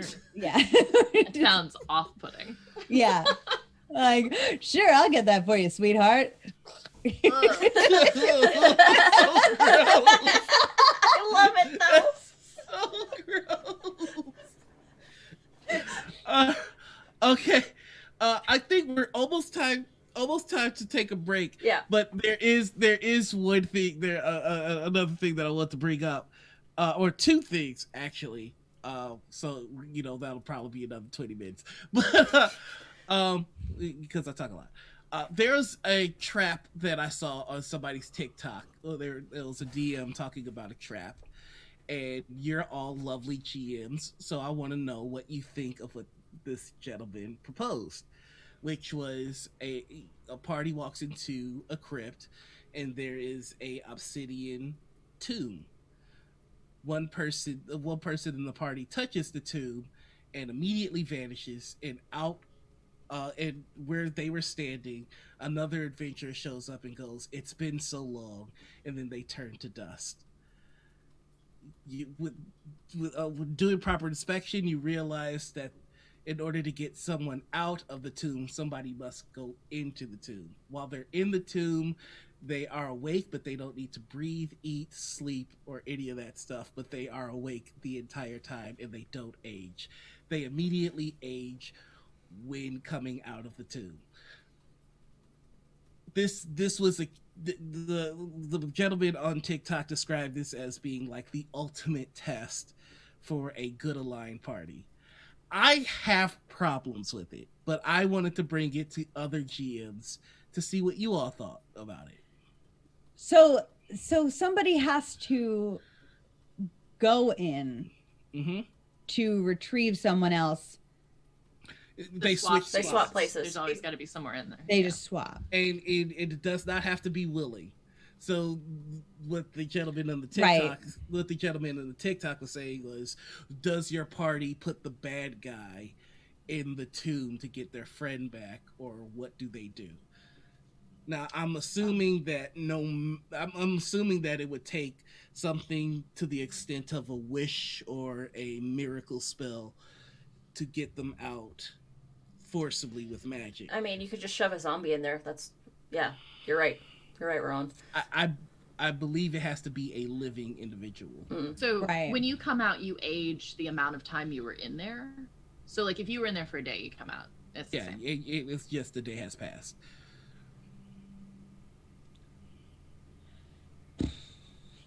I mean, yeah. I think, first of all, with the first description of this reminded me of that one episode of Doctor Who so much that I thought it was just going to be that, but it's not quite the same. The Girl Who Waited. It was like very much reminding me of that, but I don't know. I would say I guess it depends on what the bad guy did. Like, how bad is this bad guy? But like, I'm wondering if there is some way to do like a false life to temporarily trigger the start of the trade-off, like a false life spell on something that mimics life, but isn't quite. I like that solution, and as a GM, because of the creativity in it, I would let it slide. And I was trying to think of what are some clever workarounds that you could do. Like I know the zombie thing wouldn't work because the gentleman specifically said that it had to be living. But using a spell like that does it have to be a humanoid? I believe it has to be a humanoid, yes. Okay. Can I summon a creature and have them go in and then stop concentrating on the summon spell? It would have to be a humanoid creature. I mean, yeah, you could just do. Yeah, that's a way to do it. Is there a predetermined answer to this? Like, is there one? The only solution that the gentleman gave in the TikTok was, do they put the bad guy in it or not, to test how good they are. That's just two-dimensional thinking. Yeah, yes. I don't think. I don't think that you're necessarily not good if you put the bad guy in there, if it's for the greater good. Yeah, I also don't think that leaving your friend encased in a tomb makes you a better person than putting a bad guy in a prison. I think that's I think that there's definitely a need for people to kind of, do gotchas about like how good you that's, are. That's kind of Yeah. what this felt like. But then again, in this guy's defense, it was a TikTok, so he didn't really have a lot of time for new guys. Right. I'm So- sure. I feel like the right answer is that you have 100 volunteers and everybody spends a day I mean, there's summon greater demon. forever. Yeah, but the Yeah. demon is intelligent, and Mm. If That's how I you mean- make like a big bad. Is you put a demon in solitary for Yeah. a really long time. Are you That's true. fucking kidding me with this shit? yeah. So does a demon like run the tomb? Is that what's happening here? I gave you guys all the information Yeah. I had, but I kind of like what everybody has brought up. Personally, as a GM, I would rule it that if you did have a humanoid that you summoned and they touched it, that even if you stop concentrating, they're locked in. Mm. Yeah. Okay. I mean, upon somebody else touching it and freeing them, they would again age up to however long they've been in there and return to their normal plane. But yeah, Interesting. Interesting. That's an interesting.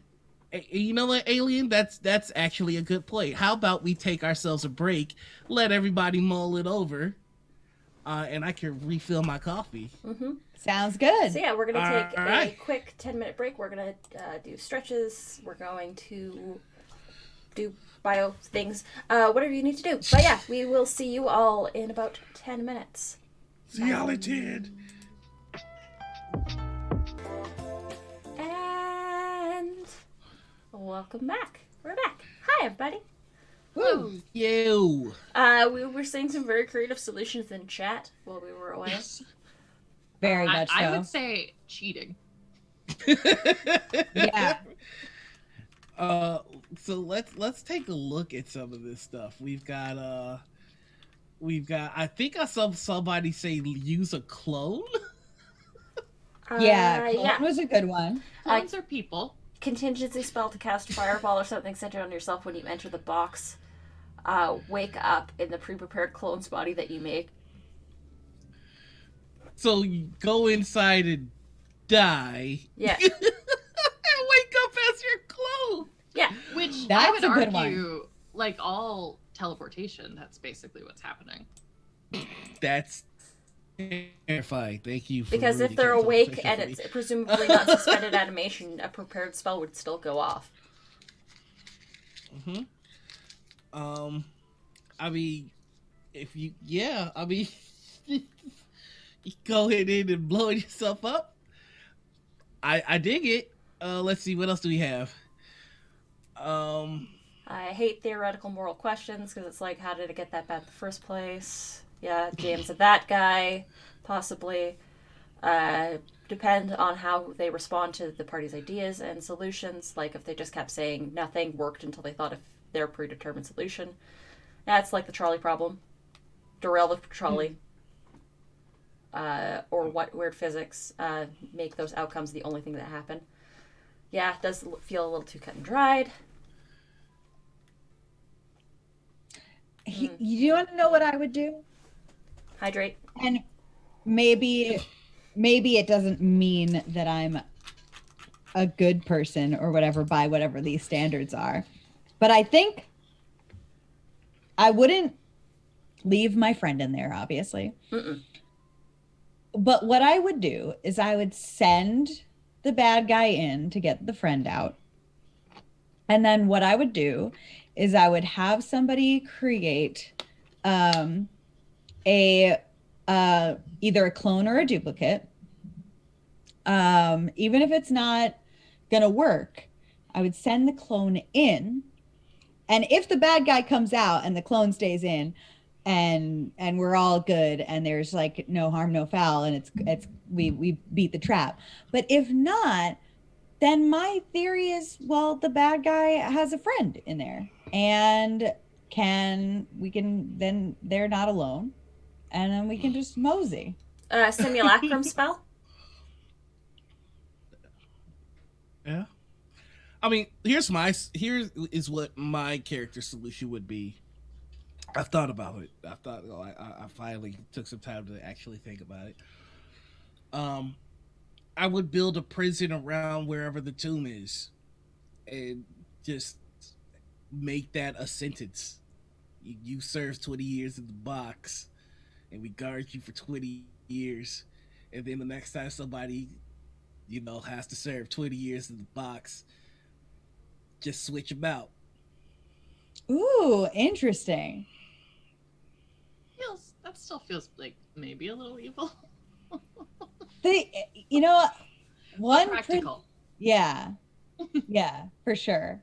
I think maybe if it was like a week instead of 20 years, it would or you could just rotate the party out week at a time. I think Alien came up with that solution earlier.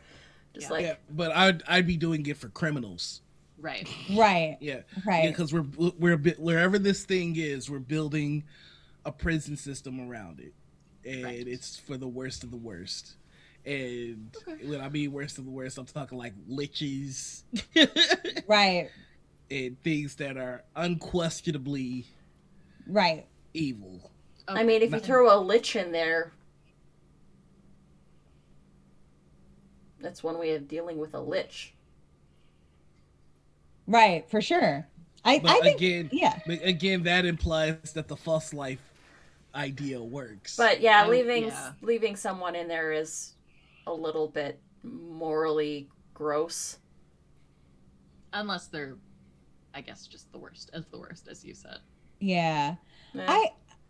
I'm wondering if I mean, obviously this person didn't give us the setup of like what kind of magic is fostering this tomb, and like if there's something running it, or there's something like that it is empowered by.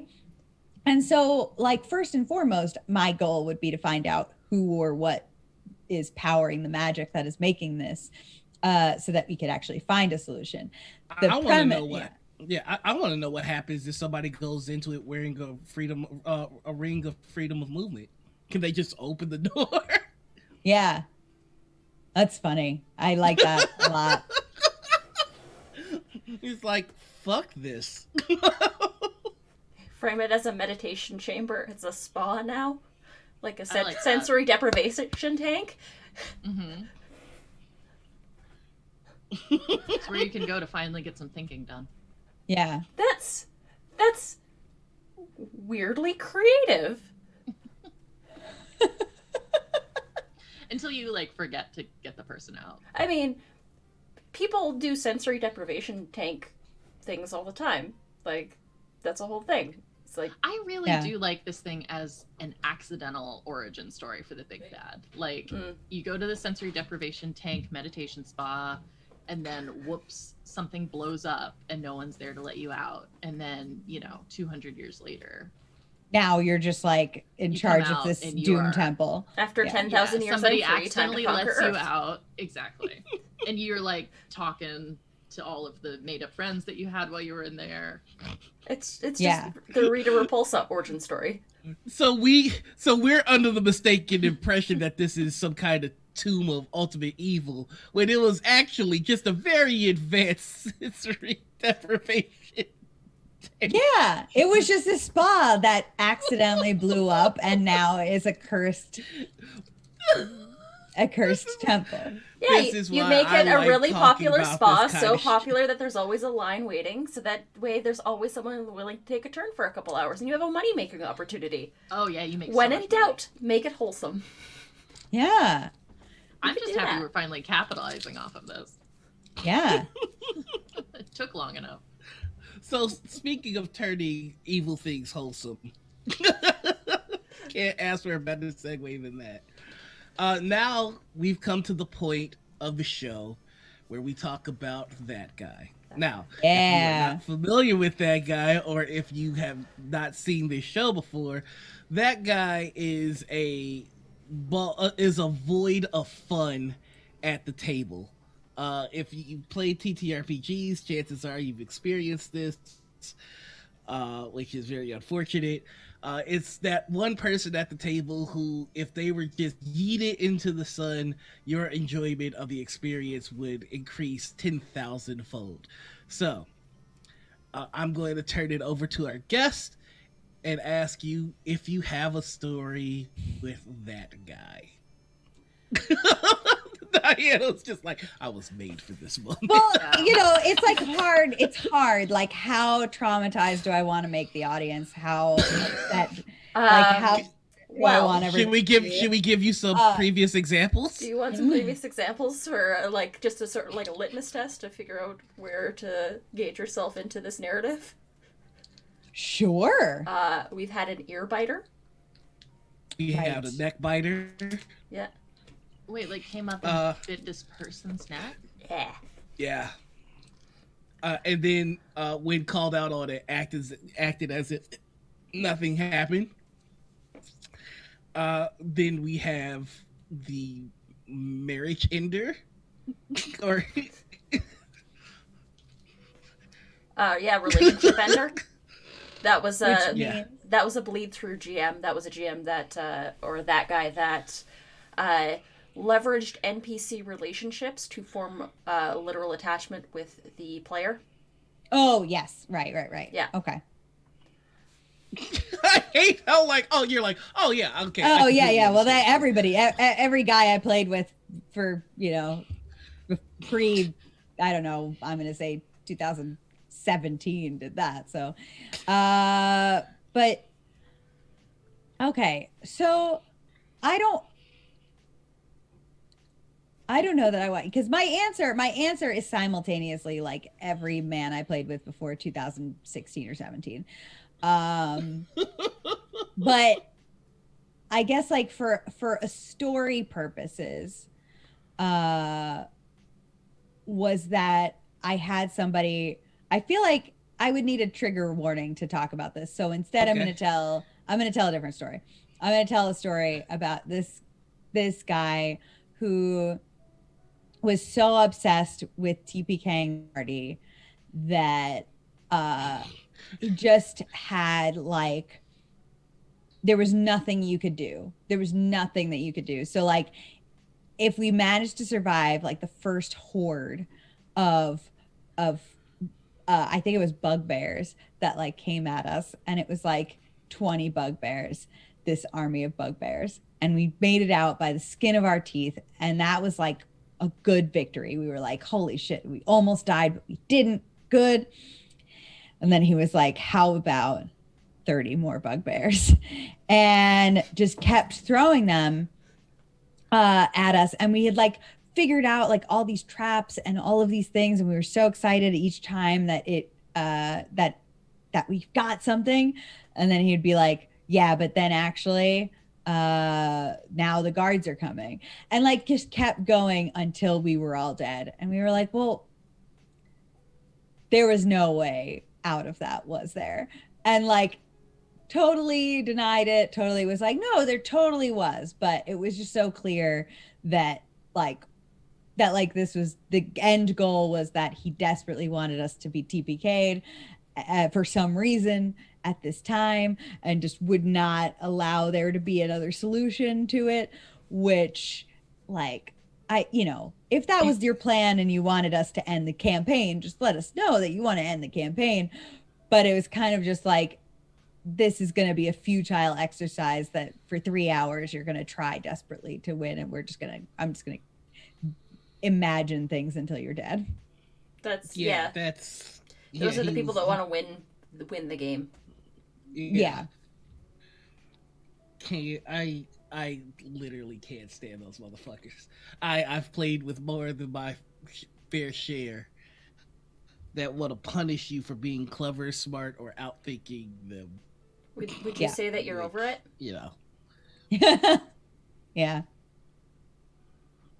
see what you did there. Hey.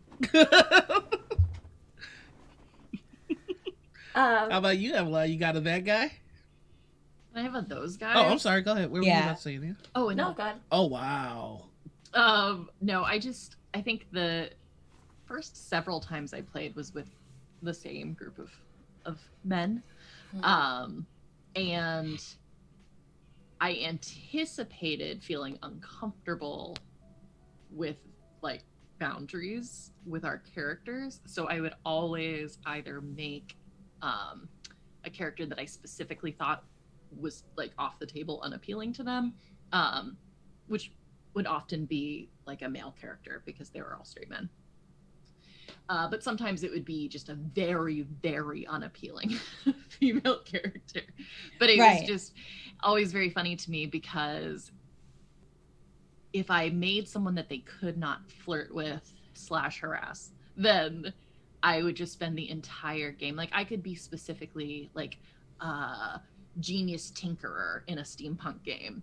And anytime I would try to use any of those skills or applicable ideas, they would just spend the entire time in character, like trying to test how smart I was with things. It was amazing. It would be like their characters would just be like drilling me for like how the cogs work in this stupid steampunk device that I come up with, and just like trying to bat it down. It's the Ninja Stars in Space. Space. Dice roll. Yeah, it was amazing. So it was basically like be flirted at against your will, or no matter what your character is, be mansplained to and like defeated intellectually. So the Ninja Stars. I have not told you the Ninja Stars in Space story, have I? No. Okay. We're playing Shadowrun. Our job is to perform a assassination extraction on a someone that's on a space station. I think it's the only person, or there's only a couple people on the space station. We had one player who stopped the entire session for a 3-hour debate on the physics of ninja stars in space. Yeah. It was 3 hours. We stopped at midnight to discuss this. It was 3 in the freaking morning by the time we decided that there was no contest. Amazing. Absolutely amazing. Because apparently, if you throw a ninja star in space, it just keeps going forever. Okay. I think, yeah, they,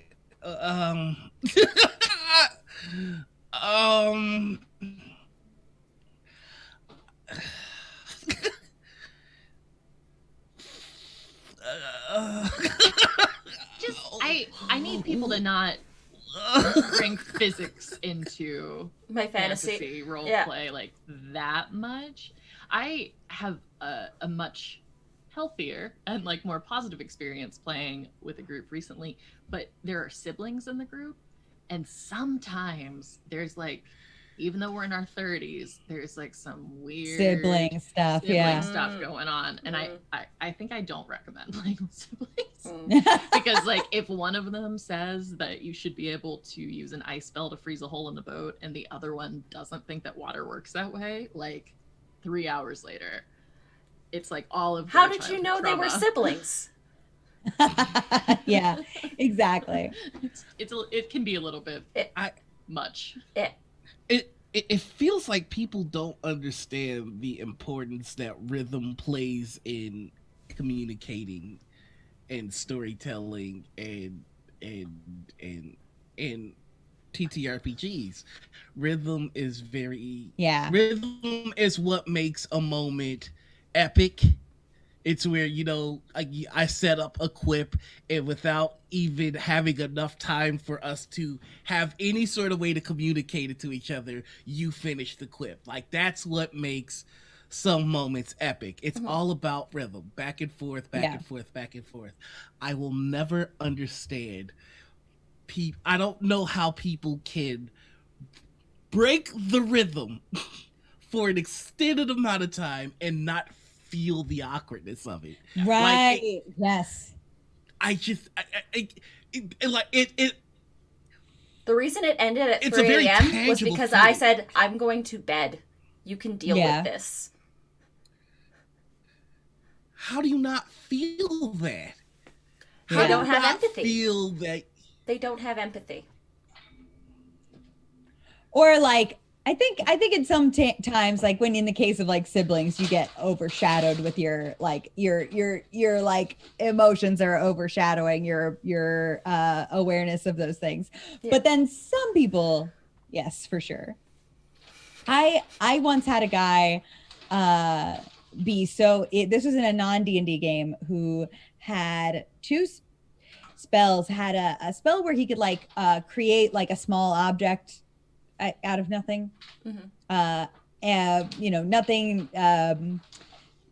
Nothing mechanical, but it was some small singular object, could create it.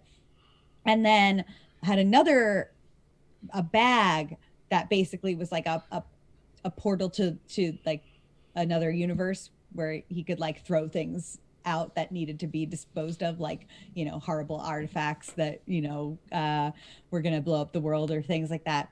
So he had these two things, and one day decided that, based on some sort of weird misinterpretation of some sort of real life physics, thought that if he left the spell on and created multiple items that were just being created and then dropping into the bag and being discarded, that would somehow create energy. And if he cast it often enough, that he could create electricity and could create like a powered electrical device. And that was like, I remember that there were so many, like, just like the fights that erupted where people were like, you can't, the answer is no. And like and like this man really thought like, but if I can prove to you that this would work in the real world somehow, will you let me have it? And the answer being no was just not registering to this person. And they needed to keep bringing it up over and over again to somehow convince everybody that we needed to let him have magic electricity. That's not how physics works, but you have a problem with fantasy creatures running around. Yeah, I'm playing a cyber zombie that it speaks like a 56K modem, but ninja stars in space is where you draw the line. Right. I do like that electricity bag idea, but I feel like once the GM makes Says a ruling no, on that, like, makes a ruling. just like drop it. Go write your own game that's all about electricity magic. Exactly. Right. Like, this is... it just doesn't make any fucking sense to me that you can be in a room clearly sucking the fun out of the room. Yeah. Like a goddamn fun sponge. Well, in this group, there were more instances of fun suck than there were fun moments. It was just that was just what we dealt with back then, back in the dark times of, The dark times. of that. It was like, well, we do like this game, but boy, A does it come at a funpire. price. Do I know who that was? You do. It just clicked like real hard. Okay. Yeah. That's hilarious. Yeah. Like, it's just, I have been in games where I've been legitimately fucked over by a GM who's just ignoring the rules so that their story can be told. Like, I'm a monk, Sure. and Here I we have go. a head start on the party and fast movement, and the cleric who is in full clad armor outruns me. You know what I said? Fine. Yeah. Because I could argue the point and I would be right. Right. Right. But ultimately it doesn't matter. Yes. Yes. So just Exactly. suck it up, Buttercup, and just keep the rhythm going. Yeah. Quit being such a fucking loser. Okay. But I'm like, just like, come on, it's fine. Exactly. Keep the rhythm going. Yeah, And you know what? You know what? Then you can have a show later on after the game is over where you get to bitch about that moment because my monk should have got there first. Yes, Rin should have beat Celadine. I know. I know. I was right.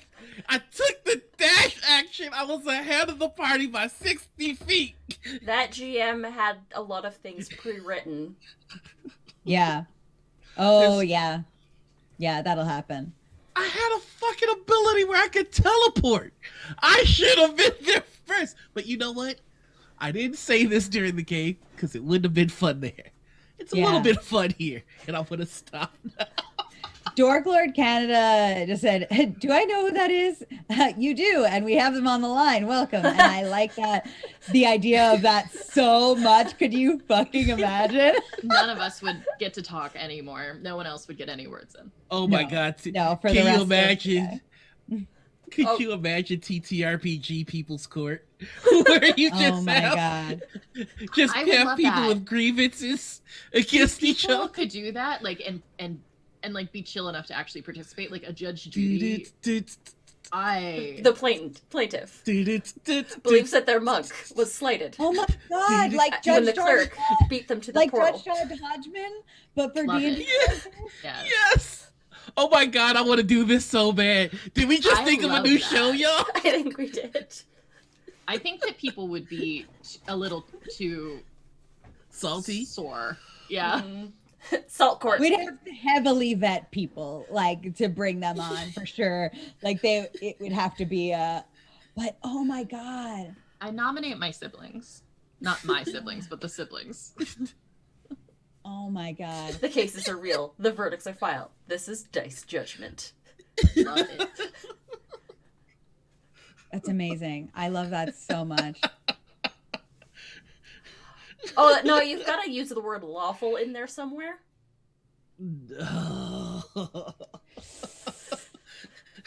I like how this has gone from a show to like a pitch meeting. Yeah. Well, You know what? schedule. But you know Yeah. what? The Judge judge Judy does. needs to preside over this, but no one needs to teach her about D&D. You know Yeah. what? Here's the thing, though. The judge doesn't even get to establish. Like the judge doesn't get to decide who wins. You can literally do a Twitch poll to see who the audience thinks wins. Ooh. That's fair. But you do still need a moderator. Yeah. Oh yeah, absolutely. The judge will basically be like the moderator. Judge's verdict is final, but the poll acts as your jury. Yes. Love I it. like that. Love it so much. All right, let's Alignment get shift. Ooh, it's good, It's good, but it could be better. but it could be better. I'm no Pedro Pascal, but I try.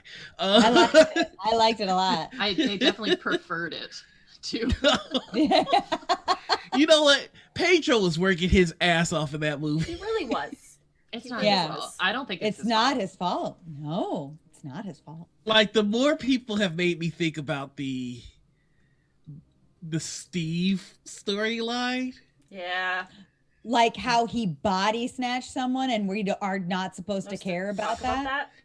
We're not supposed to talk about the fact that someone's mind's been vacated, and we don't know where that man is for that duration of time. Yeah, I don't know. Or if he's married or has children or Yeah. I was watching. Yeah.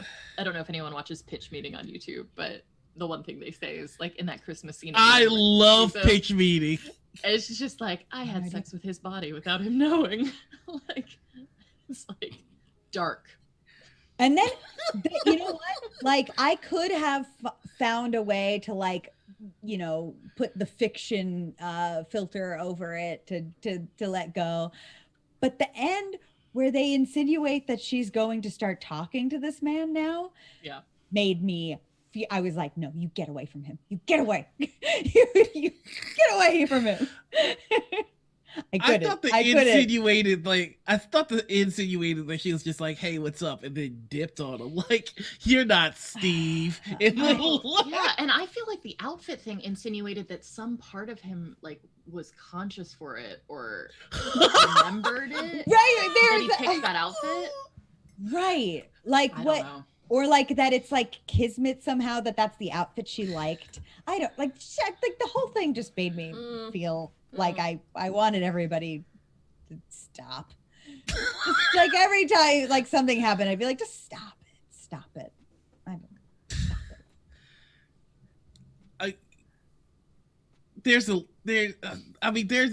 I like the movie for the most part. There are little things that it makes me ask a lot of questions. Yeah. Like if this armor that your people made you is the most important thing that they put together, why would you leave that behind for a cute cameo at the end of the movie? Like, it doesn't make sense. I sure am glad that Diana is keeping it,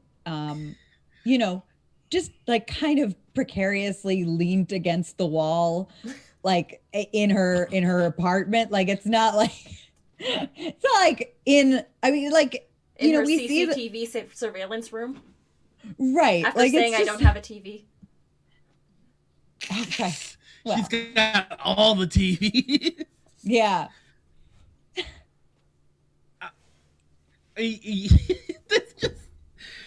I like the movie though. I was entertained. I was entertained by it. I was entertained. I had a jolly time. Except for the parts where I was mad. But other than that, I had some jolly fun. Really liked the first 15 minutes. Thank you for that meme, Alien. In the morning ritual chat, there's a whole contemplate eternity in just 1 week. Support your community by doing nothing for a while. Take a turn in the quiet time box. All donations will go towards the Church of Shantia repairs. Problem solved. Problem solved. Yeah. We did it, everybody. We did it. So here's another question. How would you fix Wonder Woman 84? Scrap it. Make a whole movie about the Mysteria. I don't know how you say it. The mascara. The first intro of the movie. Like, yeah. Just do yeah, that. give me 2 hours of that. Yep. And then it's fixed. Of just Diana's childhood. Yeah. Diana's childhood. And like maybe some the gay Amazons stuff. in general. Yeah. The maybe the war that predated Diana. I would watch a movie about her mother's war with the gods and men. Could you imagine them going full season 1 Game of Thrones in the Themyscira, world? Just like really getting into the politics and the intricacies of Themyscira. Oh. Of like a super like insulated, extremely strong and extremely intelligent and well studied like group of people. I would watch so much about that. That's essentially what they're planning to do with Black Panther 2. It's just going to focus on the politics of Wakanda. Perfect. So I'm just That's like exactly. It's just like that, but like very, very gay. Yeah. Yes. That's what we're asking. That's what we're asking for with strong gay women. Yes. Yeah. Like muscular gay women. Super. That's what we want. Exactly. That's we just exactly want, what we just want 300. Mm-hmm. But Wonder Woman. Yeah. I think Wonder Woman has been the weakest part of the Wonder Woman movies. I am much more keen on Themyscira. I feel like they don't want to spend time establishing that world. Like if you look at Aquaman, right. Like Aquaman's kind of barely in it. They fully flesh out Atlantis. So why can't we get that with Wonder Woman? Is all I'm asking. Muscular gay women. Is it time for me to talk about She-Ra? That is the free space on the Kelsey bingo card. Yes. Yes. So I also think that I want to know more about its general antiope. So much. I want to see all of that. And also in the first movie, I liked from start to finish, loved it completely, but still walked out of there feeling like I wish I had had more time with the Themyscira and that. But I thought that there's one moment in there, and like maybe this is just gay brain, but like there's one moment when Antiope is dying, or actually like right after she has died, and her second in command like hops off her horse and runs over and falls to her knees. This woman has no other, like, I think she has maybe one other line, like in the very beginning of the movie. She doesn't say anything. She just drops to her knees and like lets out this scream. And it is a wordless way to instantly make me cry. And I want to know their love story, because clearly I have inserted one. Yeah. So that's You're right, though. No, because, I think you're totally right. Right? Like it's just this like it's such an intense moment, more intense than Diana like coming to her side, and I just want to know like the whole thing. Like the thing that I want to know more about the political structure of Themyscira. I don't know anything about it. It's like they all agree on everything all the time, and that can't be unless it's forced, or maybe maybe I'm thinking like the world of man, and in that case, right. I would like to see how they resolve it. Right. In a way, in a way that's not the world of man, because obviously, let's go back to Wakanda. We got to see a little bit of the political structure there. Right. There are these different clans. The Black Panthers rule, but the Black Panthers rule isn't unquestioned. They have their way of resolving it that everybody understands, right. Everybody participates in, and it's enlightened, but still warrior based. There still is a politic, like right. There's still a politics happening. Yeah. Right. I want to know what the Themyscira version of that is. Like, that's the kind of lore that gets me involved, like that gets me immediately in love with the world. Like, take away all the kick-ass Keanu Reeves gun fu action. What really gets me involved in the John Wick storylines is that there are these rules. Everybody knows these rules. Everybody adheres to these rules, and they don't spell out exactly where the rules came from, who was that. Well, they started to, and that's where things have kind of, I don't like it. Right. But like that's the risk, I guess, is if they start trying to explain this too in depth, will they ruin the image of the Themyscira, like by trying to explain and going down a bad path, right? Yeah. It always comes back to Highlander with me, which is, I feel like Highlander is the master of, here are the rules.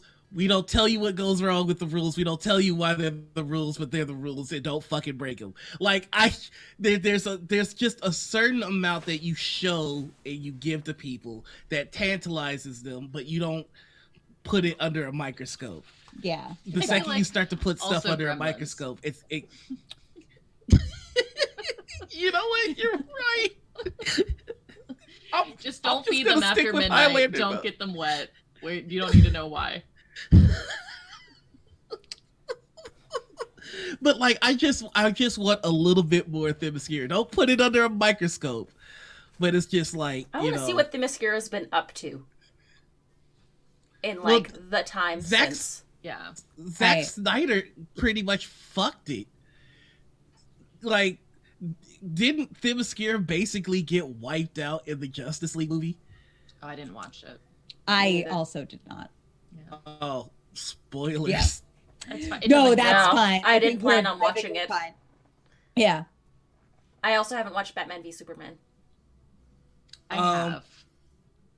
Batman versus Superman has exactly one good scene in it.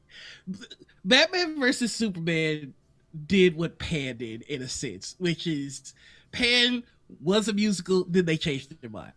Like, Batman versus Superman Was has also a musical, and then yeah, Batman started singing. It was weird. No, but Batman versus Superman had a scene in it that was a dream sequence, that also was a premonition, that was also a little bit of time travel, but then Bruce woke up and none of it happened. Like, it's just very That was the only weird. scene I liked, though. I liked that scene. I mean, I like them teasing injustice, but did it happen? Did it not happen? I don't know where I am right now. look, there is one good versus movie, and it is Freddy versus Jason. That movie was good. Not What Alien about versus Alien Predator. versus Predator? That Alien movie versus Predator okay. was trash. It was trash. It was sleepy garbage. It's like trash that I want to eat, though. It is. Freddy versus Like a Jason. raccoon. Freddy versus Jason was legitimately lit. It was it was a good movie, and there was really no winner at the end of it, which is even better. I know, so good. Because you thought Freddy lost, but then he hit you with that. You're like, ah! I love Freddy so much. He doesn't make any fucking sense, but I love him. What's the guy who plays who plays Freddy Krueger in all the movies? Robert England. Englund. Yeah. Nar, have you seen Zombie Strippers yet? Have I told you about this movie yet? Because I feel No, but okay. It's got two of my favorites. No. Yeah. Zombie Strippers starring Robert Englund is a special movie that I want you to watch. A special movie that I want you to watch and DM me. Okay, I am. So okay, I'm doing Animorphs book reports. You've got homework now. Yeah. And I'm doing a Zombie Strippers film review. Yeah. Mm-hmm. Please save yourself from that pain. Red White Roleplay. I strong disagree with you there. I think it's a great movie. Fine piece of cinema. Mm-hmm.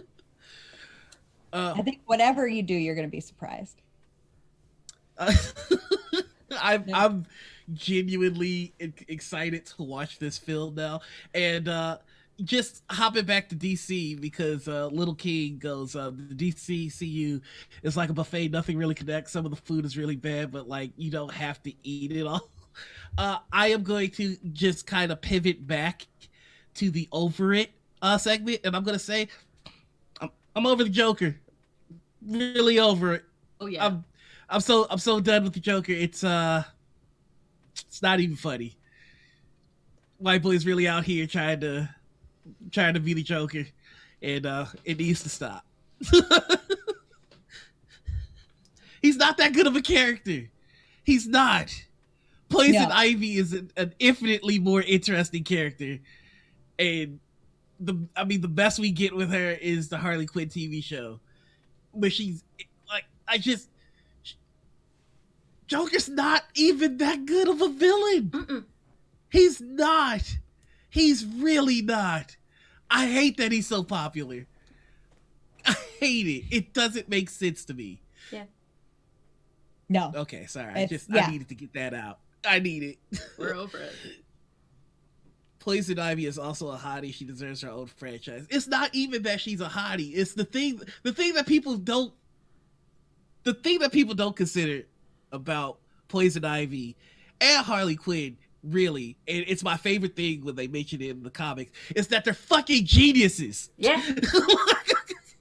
Pamela Isley is like incredibly intelligent and not wrong. I mean, she's a little wrong. Not wrong. She's a little wrong. Go on then. Oh, you know what? I'm not gonna have this fight. Uh-oh.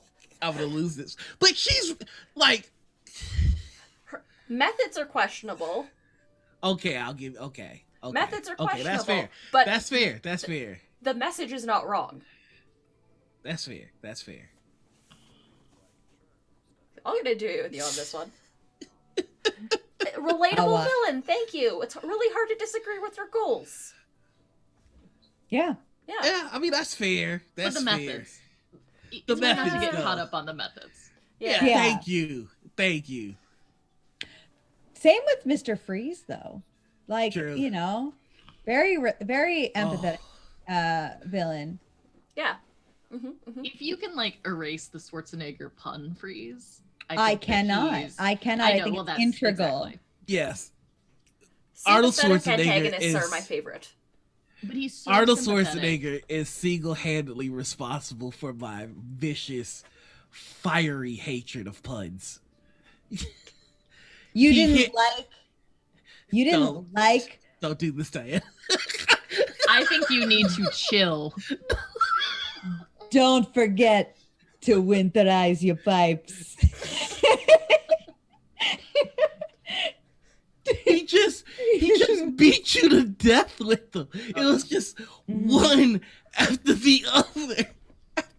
I would rather have had Arnold Schwarzenegger punch me in the face equal to the amount of screen time that he was on that movie than to endure those puns. I hate them. I hate them. I hate them. Like I just Burned into my brain, like seared permanently, is the take 2 of these and call me in the morning. Little King, I swear Yeah. to God, I will ban you from this chat if you finish that. I swear to you. Don't you fucking dare. Don't you fucking dare. The Ice Age.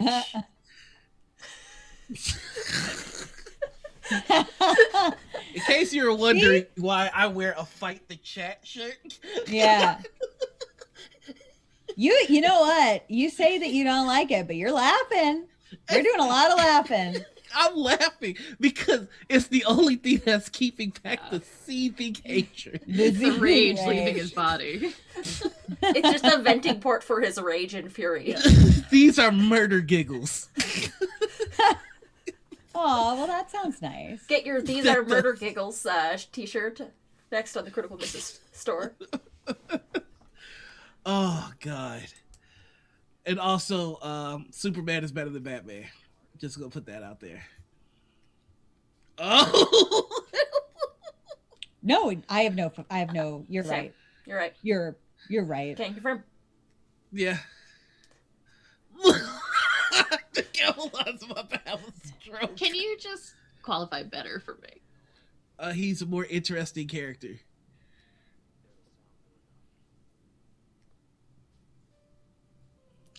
I think his backstory is more interesting. Yeah. Yeah, and he's a better I think character. everything is like so easy and heavy-handed with him that it's like, yeah, all right, like he's God. He's God, but Exactly. and that's very, but he's God except, and that except gets used a lot and is very, I don't think there is an except. there's a There big is an except. It's Except for kryptonite? well, It's- yeah, Except it's for not being some- raised by Ma and Pa Kent. yeah. his is the story of how do you stay a good guy with all that power. Right. People call Like him a his- god, but he never calls himself a god. You're right, Alicia. His is the Right. story of an immigrant here who can do anything in a place that fucking hates, and all it knows is hate. And if he gets swept up in that, he knows that it's over. He becomes a monster. And so how do you with all that power become a symbol of hope, even though sometimes you feel hopeless. Like there's an image of Superman that I love, and it's, you can see Clark is tired after a day of Supermaning, and he's just sitting in a chair, and you hear, "Help me, please help me, someone help me, someone." Like it's just, it never stops for him, and he's got to live with that, and that is infinitely more interesting to me than Jeff Bezos with an anger issue. Yep.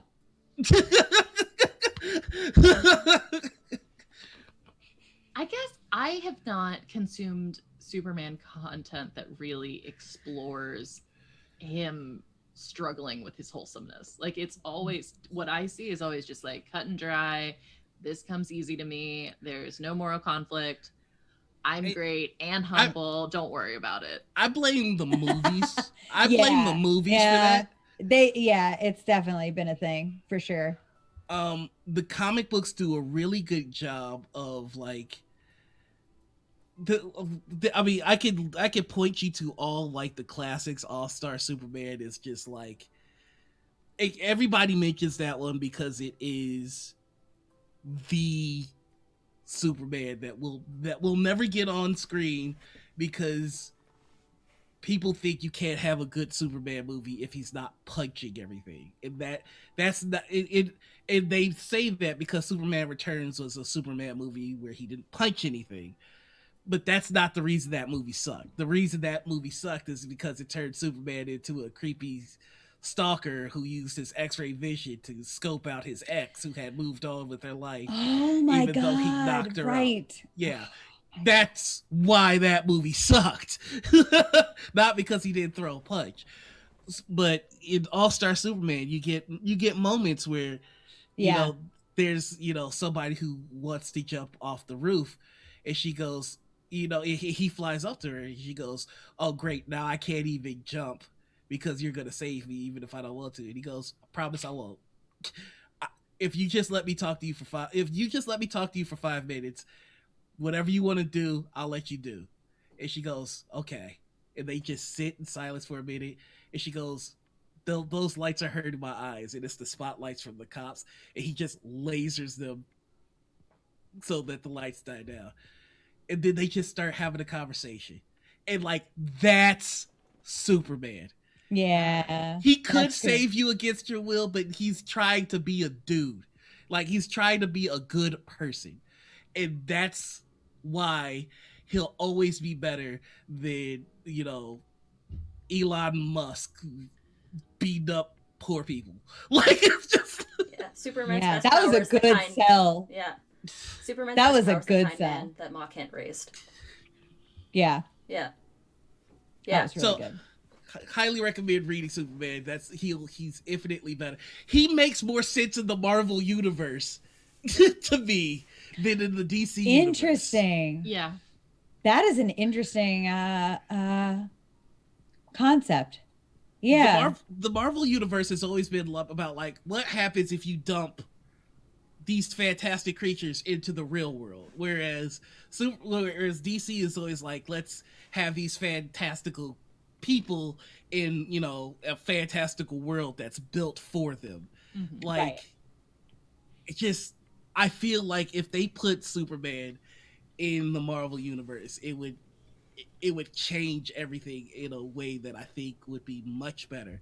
Because how do you take somebody that's working so hard to be a good guy and you put him in the middle of mutants are freaks and we need to destroy them?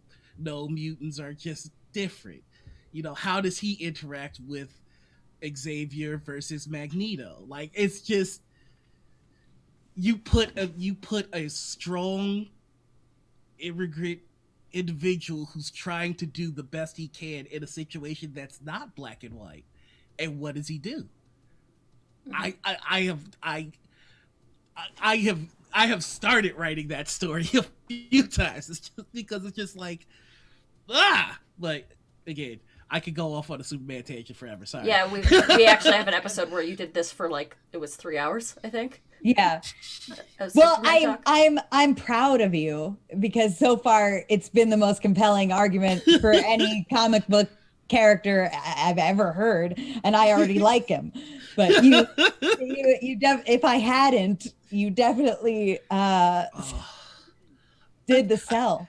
It's because the movies make me so upset because they focus on the wrong aspect. Like, I know we're all readers here, and we've read books that have been turned into movies, and they focus on one aspect of a character, and it's the wrong one. Right. Right. Yes. 100%. But we have been at it for a while, so I want to just check in with y'all and see, is there anything else we want to touch on before we start to wrap things up here? No agenda. You have no agenda, Avalon? I have a quick agenda. I'm just so excited because after this, I have work to do because I'm closing up the GM applications for the indie showcase that's going on this year. My biggest project, my biggest undertaking this year, probably so far. It's like so I know 7 days, but like at this time I don't see anything else that's gonna overshadow like how much of a massive undertaking this is. But I'm determined to get like more people doing like campaigns in indie RPGs, because actual plays are advertisements for RPGs.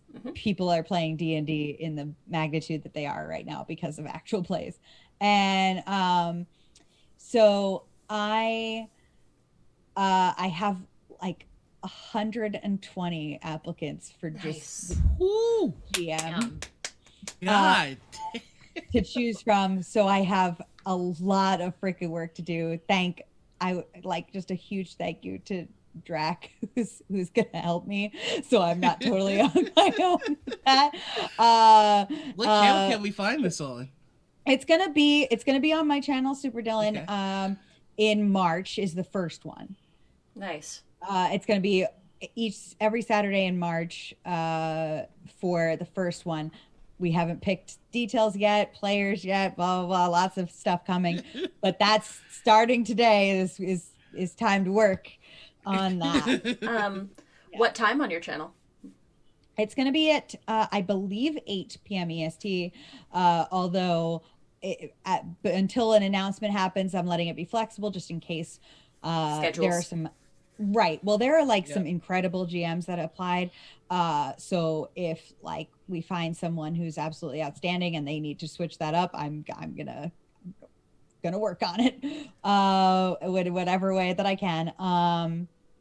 And yeah, I'm just really excited. Just in many ways. That's gonna be so cool. Congratulations. So cool. Yeah, I'm really thrilled. Can you give us a hint at what systems we might be seeing?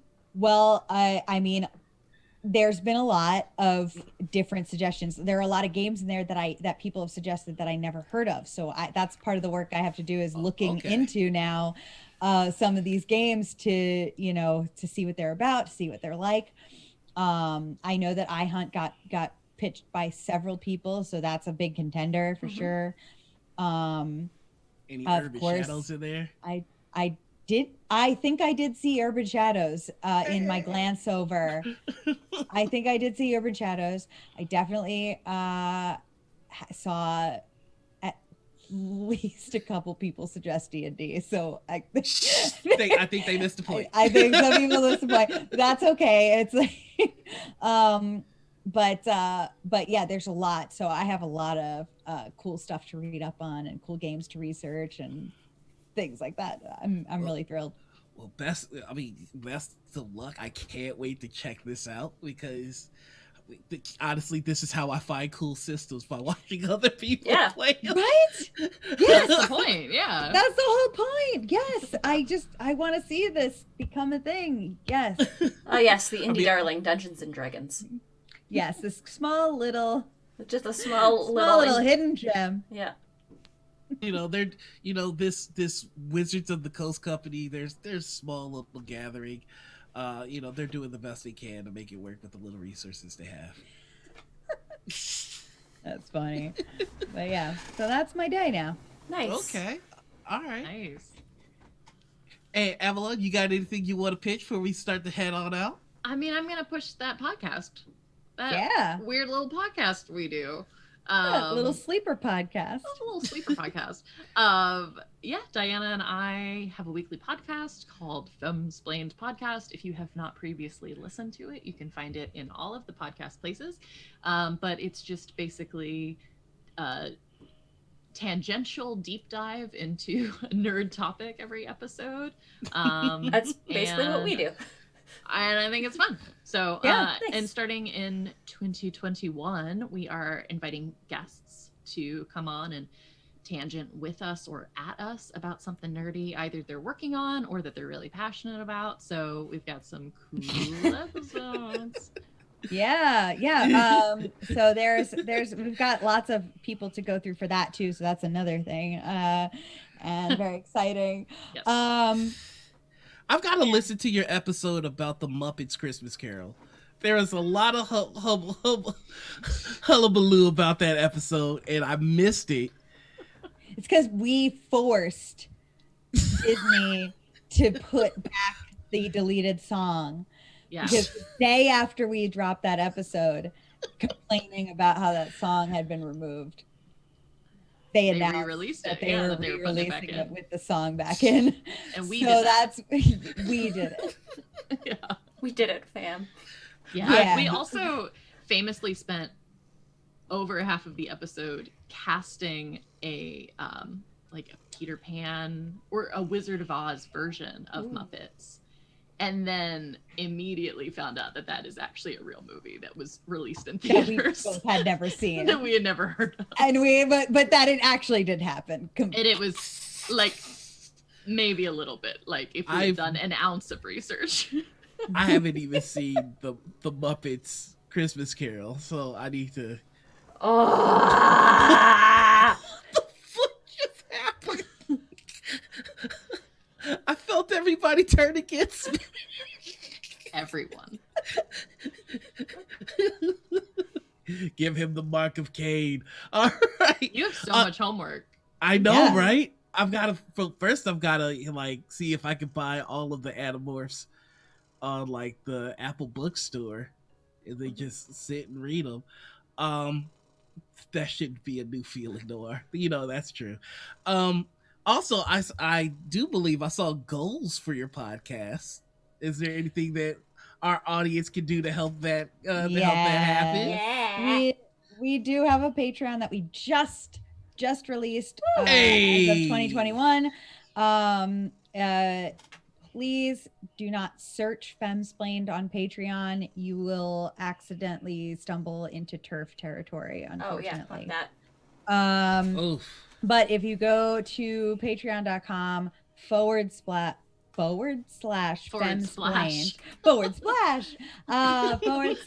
Femsplained, then you will come to us, and it is a way to support us and also maybe get some little sprinklings of content.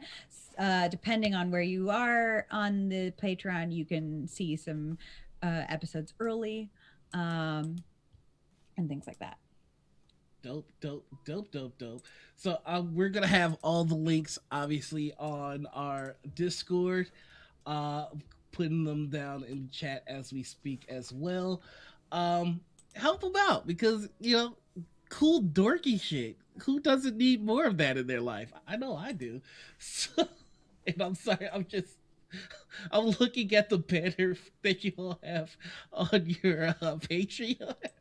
And this Mario is giving me life right now. Yeah. Oh yeah, is that Francis the Mansplainer? That is Francis the Mansplainer. We open every episode with a segment where a mansplainer tells us what the topic for the day will be, and like does a bad job of Nice. telling us exactly what it is. Right. And also that's my partner, Francis. So, Yeah.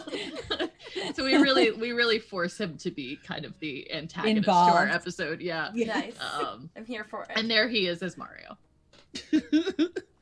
All right. Well, everybody, the links are in chat. Please give them some love. Follow them on Twitter. Do all the things. But we're about to wrap it up because we've got work to do. Mm-hmm. I've gotta track down some animorphs and zombie strippers.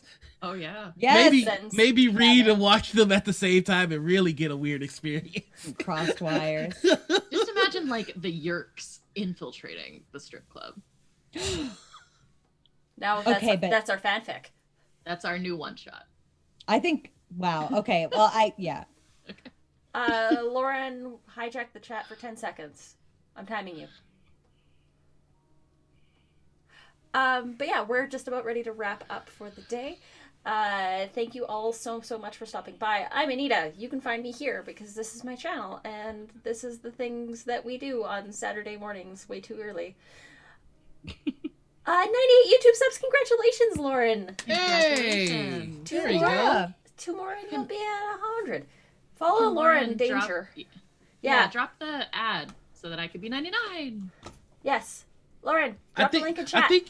I think you get something once you hit 100 subs. you can monetize your videos after that. Oh, nice. Oh, really? We're about to hit 100, no problem. Yeah. Nice. Yeah, I didn't know that. Yeah. I should probably start actually doing something with my YouTube. I know. Otherwise, Same. you're just your content's just sitting there, not getting views. Yes, youtube.com/c/Lauren you go. Danger Shaw. Follow. All right, Lauren. so we've got a couple of links for y'all to follow. Show some love. I'm gonna do homework. Also, I should do my outro, I guess, since you actually did a real one. Well, you can find me here, or you can find me on Noir's channel for The Lonely Throne. Hi, I'm Noir. You can find me on Twitter, Twitch, and YouTube as The Noir Enigma. You can find me on TikTok and Instagram as Noir Enigma. On Mondays, you can find. I don't know if I can say that yet. No, okay. I should pay attention to the shit I say.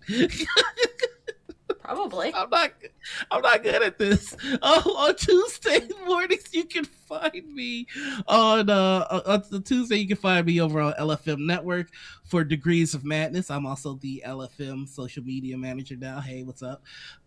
You can also find me here on Critical Misses Tuesday evenings for the Magpie Second City Savior, a game that I GM. On Wednesdays, you can find me on Black Cat Gaming for our Hexagon Protocol, a spy game, which we play with the creator of the spy game, Sam Webby. Then every other Wednesday, you can find me over on TPK's channel, where I play in a Curse of Strahd game. On Thursdays, on my channel, twitch.tv/The Noir Enigma is the game that I run and I write called The Lonely Throne. We have our season finale this week. On Fridays, you can catch me over on Chromatic Chimera for our Zyhander game, Bloody Portrait. Saturday mornings, you can catch me here, Critical Misses, for Morning Ritual. And then once a month over on TPK for the Bard's Reprisals. And on Sundays, I don't sleep. Action Fiction, you can catch me doing the Vampire the Masquerade game, and soon Into the Southlands, a game that I'm doing for Cobalt Press. And then Mondays, I sleep until I remember if I signed the NDA or not, and then I'll tell you what I do on Mondays. Awesome. Cannot wait. I Go for remembered something to plug. I'm so sorry. No, go for it. So with the new year, and one of several people's New Year's goals is to read more. So we've started a book club Discord /monthly stream where we're going to talk about a book. And this month we're reading Dawn by Octavia E. Butler. So if anybody is interested in getting in on that conversation, we got a Discord set up for that. And yeah. And I think that just started. So if you are going to join, you haven't really you're not too late to jump in on the first one. Yeah. And I would love to have more voices, more perspectives, more chat around reading that. So awesome.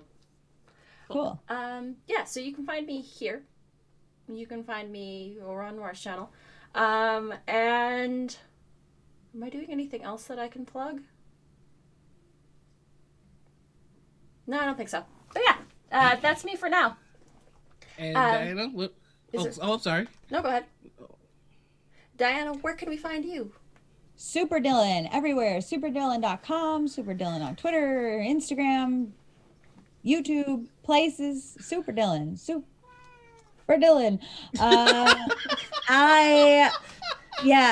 Femsplained is what I do. I stream a lot of Dragon Age right now, but other things as well on Twitch. I am gearing up for lots of actual plays this year, both one-shots and this indie project as well.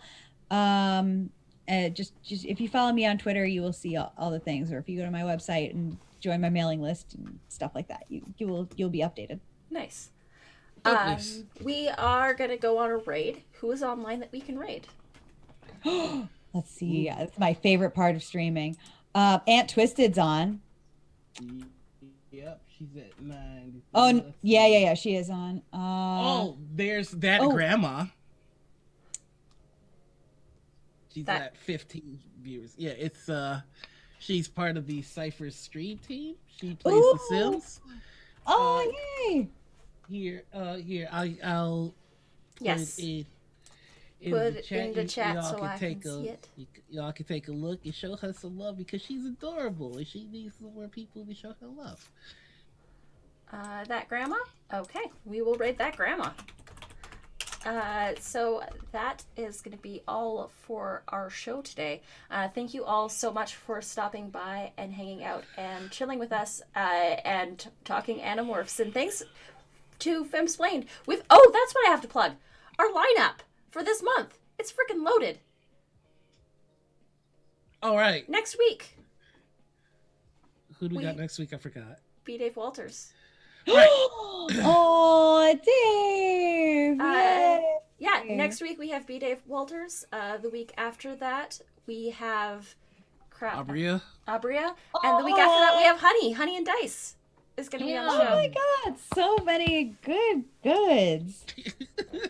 We got some good beans coming in here. Very much. Ah. But yeah, we're going to go on a raid. We're going to go raid that grandma. But yeah, thank you all so much for stopping by and hanging out and chatting with us. And until next time, the ritual is closed. Be nice to grandma or Be I'll nice to punch you grandma. in the face. Bye. Yeah.